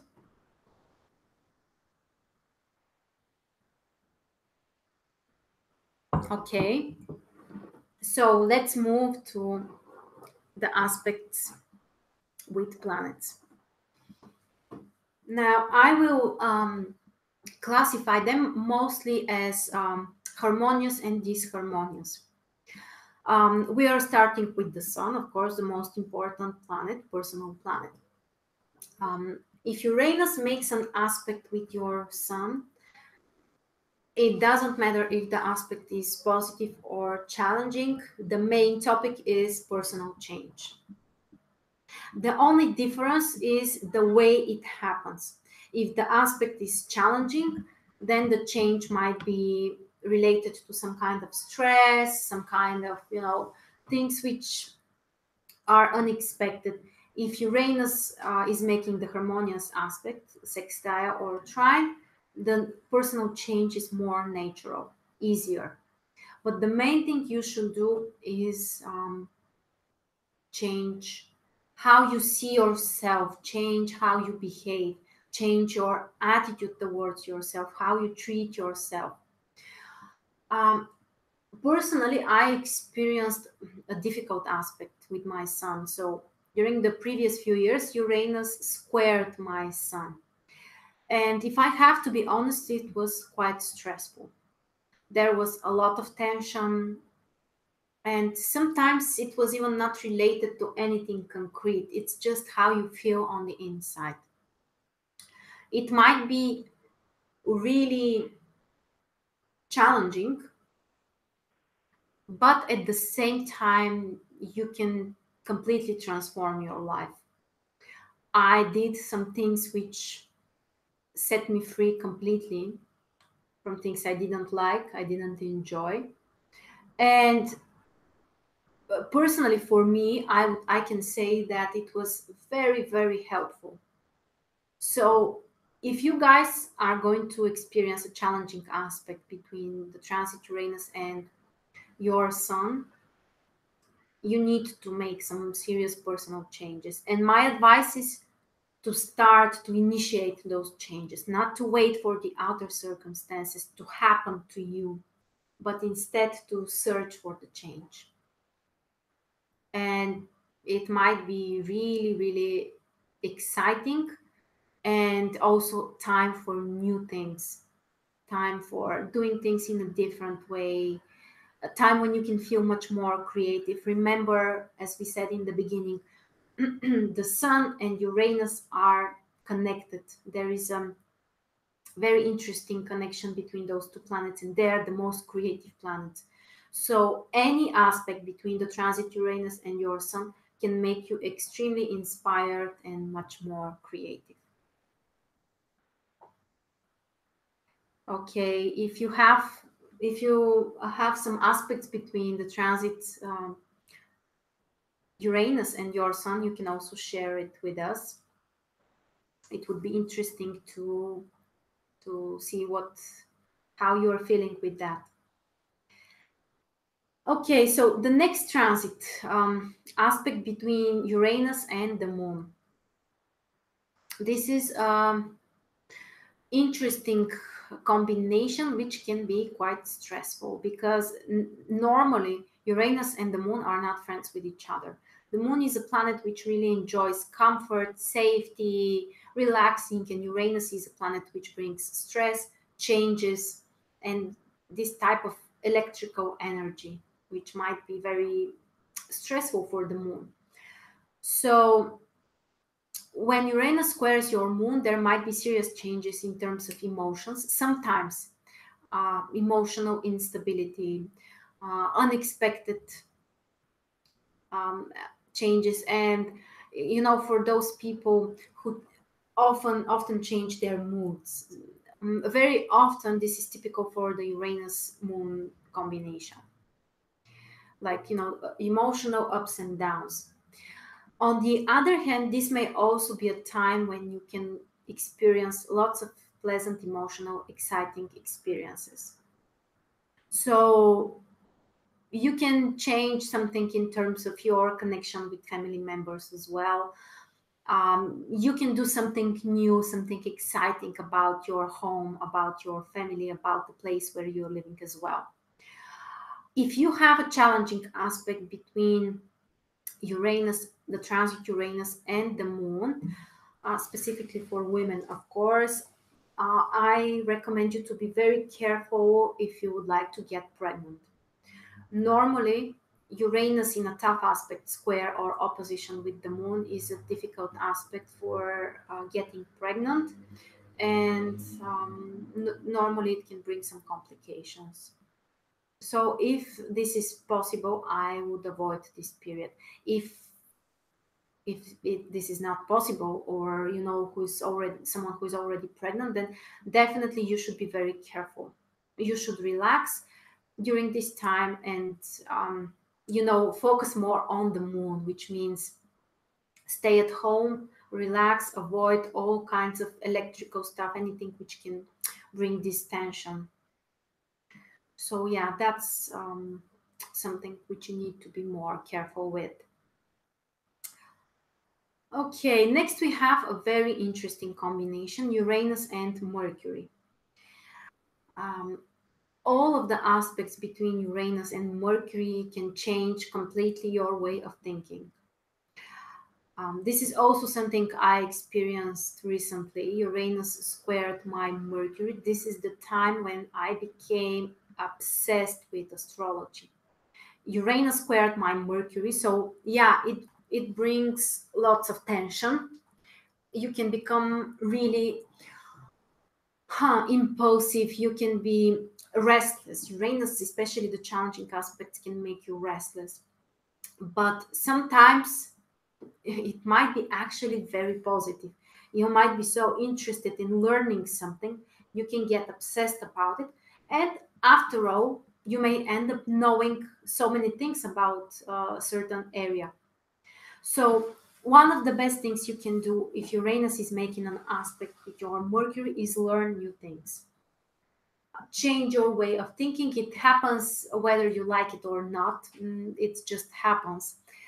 You change your way of thinking, you change your way of communication with other people.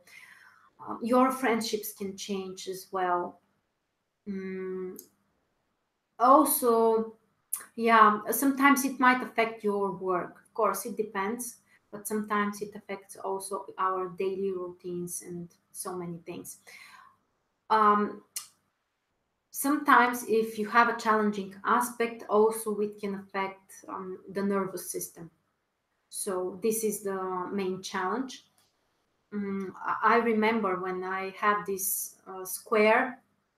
mm, at some point, it was really tough. Really, mm, my nervous system was so sensitive and so unstable at some point. But everything is manageable. Anything can be solved, and you can find solutions for everything. So don't get scared. Don't get afraid of it. And again, the solution is find something new, find something which is related to Uranus, science, knowledge, something which inspires you. Okay, next we have Uranus and Venus in a combination. The transit Uranus making aspect with your Venus. Also an aspect which makes many people feel worried. And sometimes the challenging aspects can bring separations. Uranus making conjunction with your Venus, or specifically the opposition, very often might be related to possible separation. The squares as well. But as I told you, in most of the cases, this is something that people actually want. As we said, Uranus can destroy things in different areas, But remember that Uranus destroys only things that need to be destroyed. Actually, things which are already dead, things which you have to leave in the past. So if your relationship is okay, if you are close with your partner, if you feel connected, if you feel happy with this relationship, it doesn't mean that Uranus making the challenging aspect with your Venus will destroy your relationship.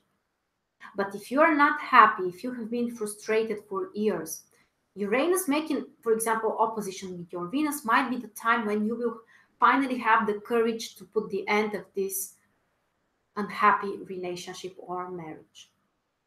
If you are single, Uranus making aspect with your Venus might be the time when you can get uh, you can start a relationship with someone who is so much different from your previous partners, and also your attitude towards relationships, your needs can transform completely.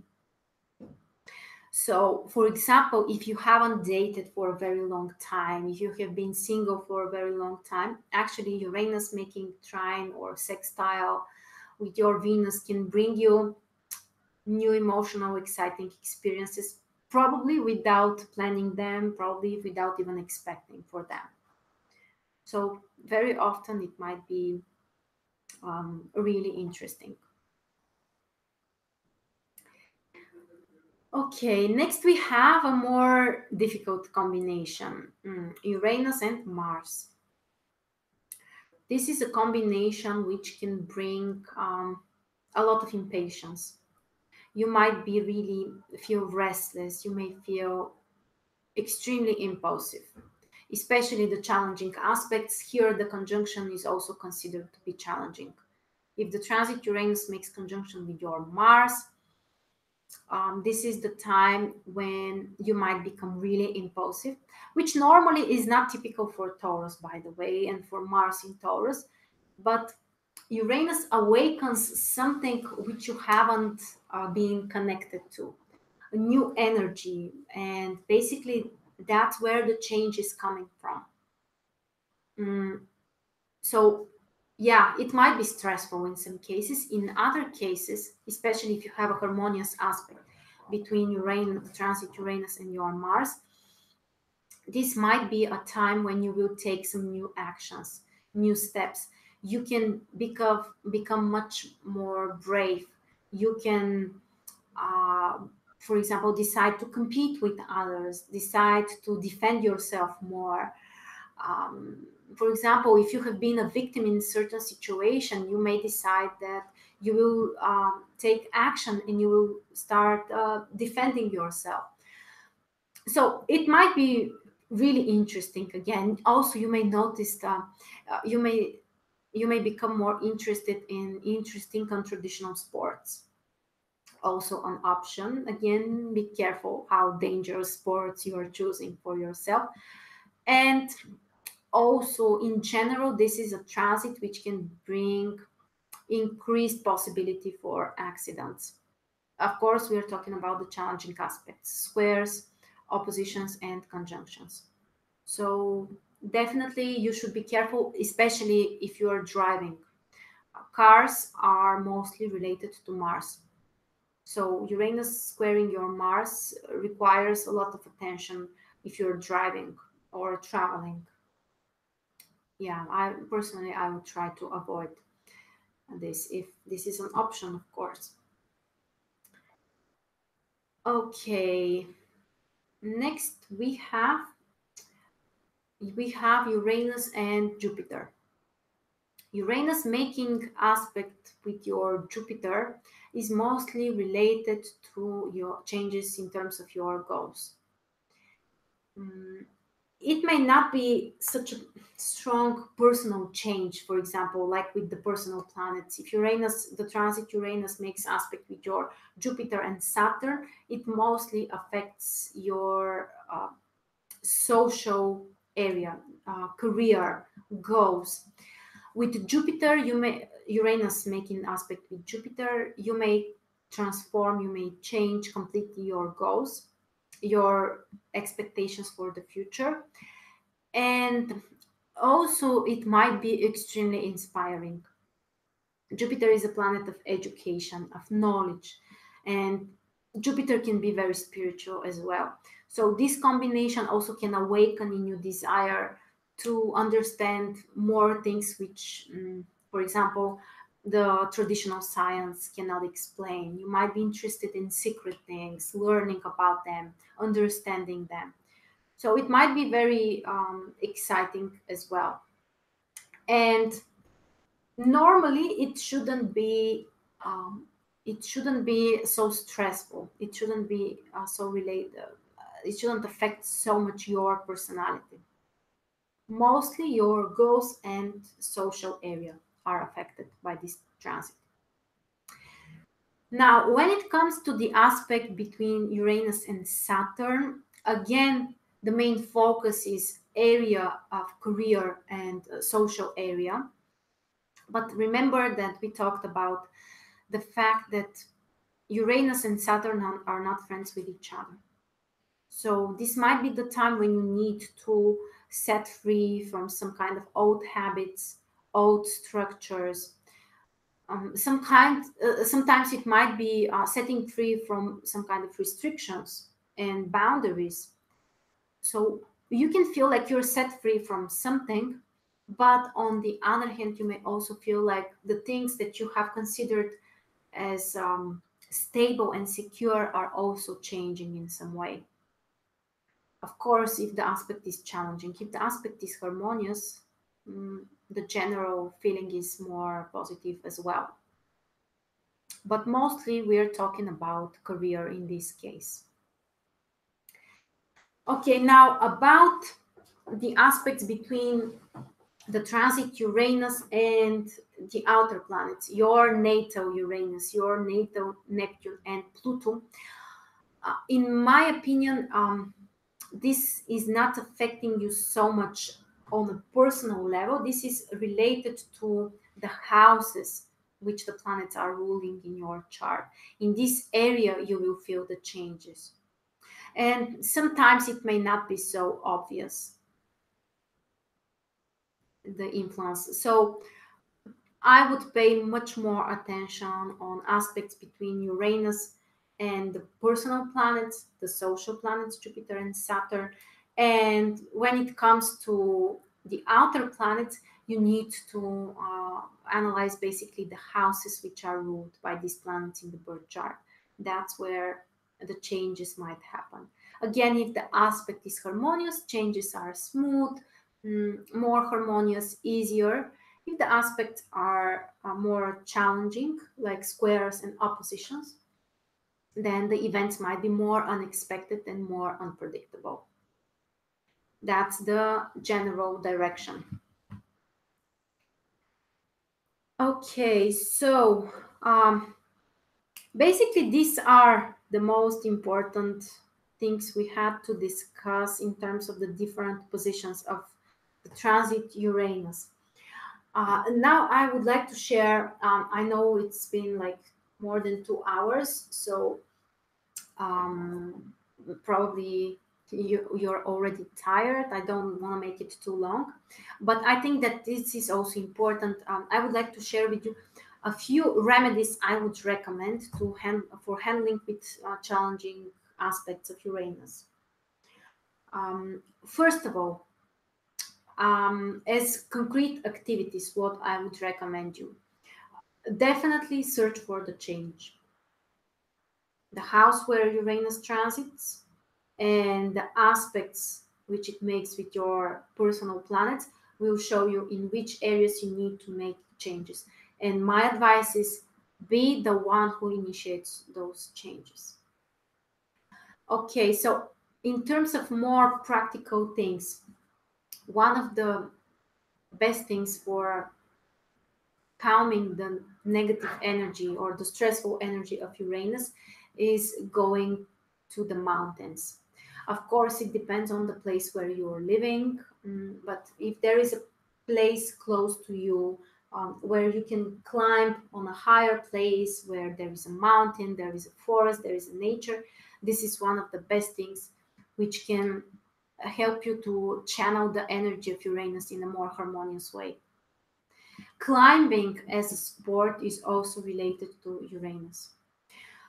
As I told you, during the previous few years, I had very challenging Uranus transits with my personal planets, and there was so much stress, and including it affected my health, so many things. At some point, I started climbing, rock climbing. Here we have it in a hole as a sport. There is a sport hole, or you can also go to some kind of rocks. This is one of the best sports which can transform the challenging Uranus energy. The other sport which can really help you is cycling. This is also Uranus Mars combination. So also, very often, especially if you have a challenging aspect of Uranus, you have too much energy, and you need to find a way to where you're focusing this energy. And sports, any kind of sports actually can be helpful, but specifically cycling is related to Uranus, so this is something I would recommend you. Okay, and the other thing also, which I find extremely useful, Bach flower remedies. I'm not sure if you're familiar with this therapy, extremely interesting. Dr. Bach is, of course, the one who invented this system. Basically, these are 38 essences which are extracted from trees and flowers, absolutely natural. They are very, very helpful. Very, very helpful for um, different emotional issues, different psychological issues. And there are certain connections between the planets and the signs and concrete essences. The Bach flower remedy, which is related to Aquarius and Uranus as nature, is called water violet. Water violet. So this is one of the remedies I would recommend you. And the other one I would recommend is walnut. Walnut is the remedy for changes, for easier, better adaptation to changes. And the transit of Uranus are always bringing changes, and sometimes it's not so easy for us to adapt to those changes. Walnut is a great remedy which can help you. So, of course, you can search more information online. You can contact me. I also consult people about Bach flower remedies, or you can find a consultant where you're living. But these are one of the best remedies I know, which are really, really helpful, especially the walnut for adapting to changes is absolutely great. Okay, guys, so I think that that's the most important I wanted to share with you. I hope it didn't take too much time. I hope you're not too tired spending this time with me on your Saturday. Is there anything you want to ask me, or do you have some comments? How do you feel about this upcoming period? It would be interesting for me to understand. Mm. By the way, my cup for the coffee is also Taurus. I'm not sure if you can see it. So anything resonates with this energy here.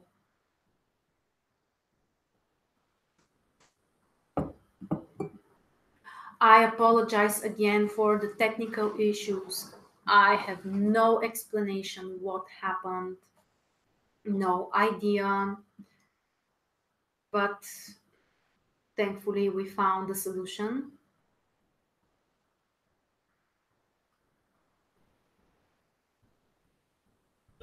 Okay.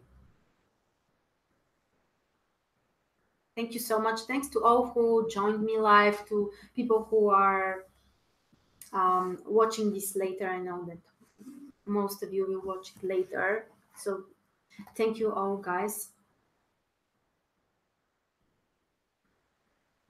Yeah, of course you can contact me.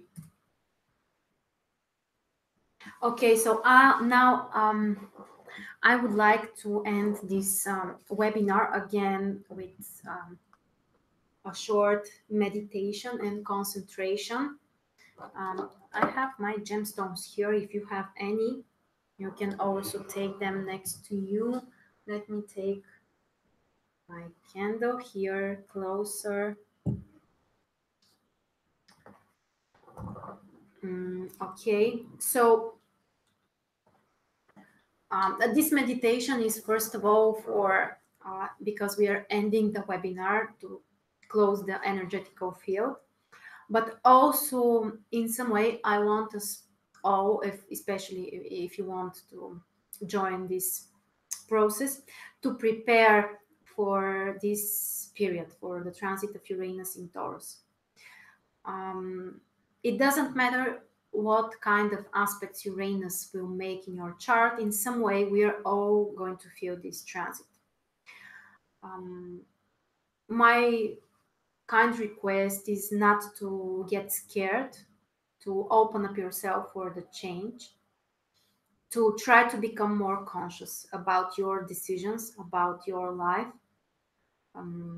to face the truth also. Don't avoid the truth, because Uranus won't tolerate this. If you're lying yourself about something, if you're not admitting the truth, if you're pretending for something to be true and it's not, Uranus will bring it on the surface.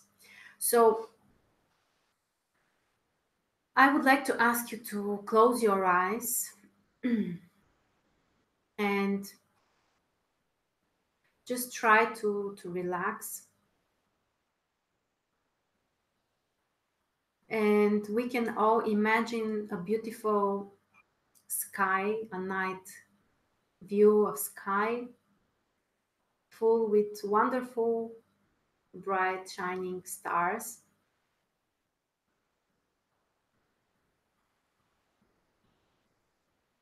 Imagine somewhere Uranus there. It doesn't matter how you are imagining the planet, just choose one of those shining stars, and this will be your Uranus. And just we are sending our positive energy. We are praying, if this is something which you would like to do. Personally, I'm praying for supportive energy to, first of all, for ourselves. We always have to start with ourselves. We are individuals, so first we have to think for ourselves. So we are kindly asking Uranus to be kind, to be gentle with us, to be our best teacher for the upcoming years, and also to bring the best possible to others, to our families, to our closest friends, our partners, our children, of course, and to everybody else who we don't even know. The people from our countries, I think we are from many countries here. So people from our own countries, people from other countries, people from the whole world, just to pray that the next few years will be positive for everyone, and we will learn important things. We will become more conscious. We will become more wise or wiser. Yeah. And we are honoring this energy. We are opening for this change. We are waiting for the change. of course, for the highest good of everyone. And now you can also imagine what's the thing you would like to change the most in your life. The more specific and concrete you are, the better. If you can focus on one thing only, it's the best. So, in which area you want to manifest a significant change in your life? Long term change. Maybe it's about yourself, maybe it's about the concrete life area. It might be about something material, something spiritual, something emotional.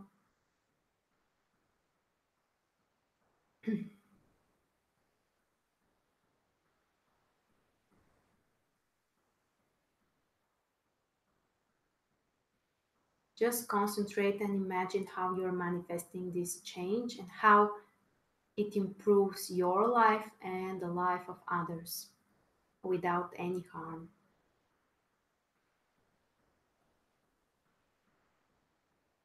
Okay, so now I will also, I will actually become silent for maybe 30 seconds or 1 minute, and we can all connect with ourselves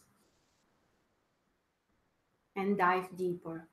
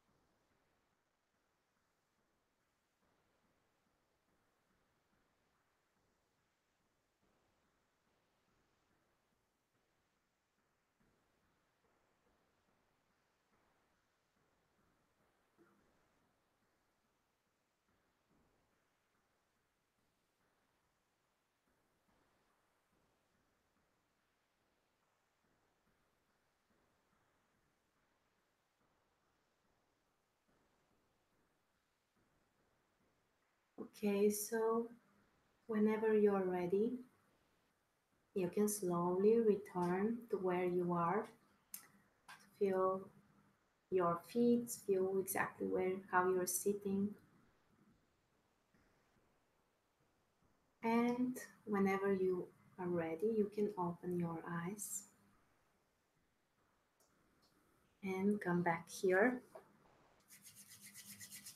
So after such meditations, I like to do this with my hands. You can do it the same with the feet because it helps us to be more grounded.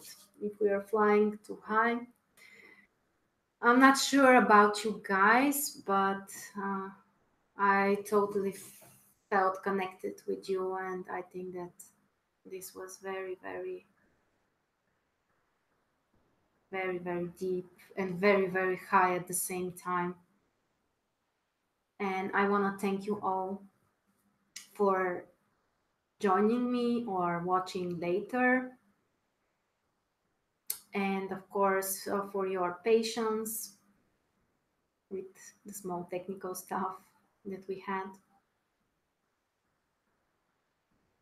Thanks a lot. So tomorrow I will send you the table I promised you, the table with um, the positions of Uranus. You can use it for your reference in order to define the most interesting periods. And also don't forget that you have only for you the webinar for Mars retrograde will be at the price for $15. Nobody else will see this offer, and you have 2 days to register if you wanna attend and join me on the webinar about Mars retrograde. I will send you the link tomorrow as well. So thank you again so much Thank you. And hopefully, I'll see you very soon. Bye bye.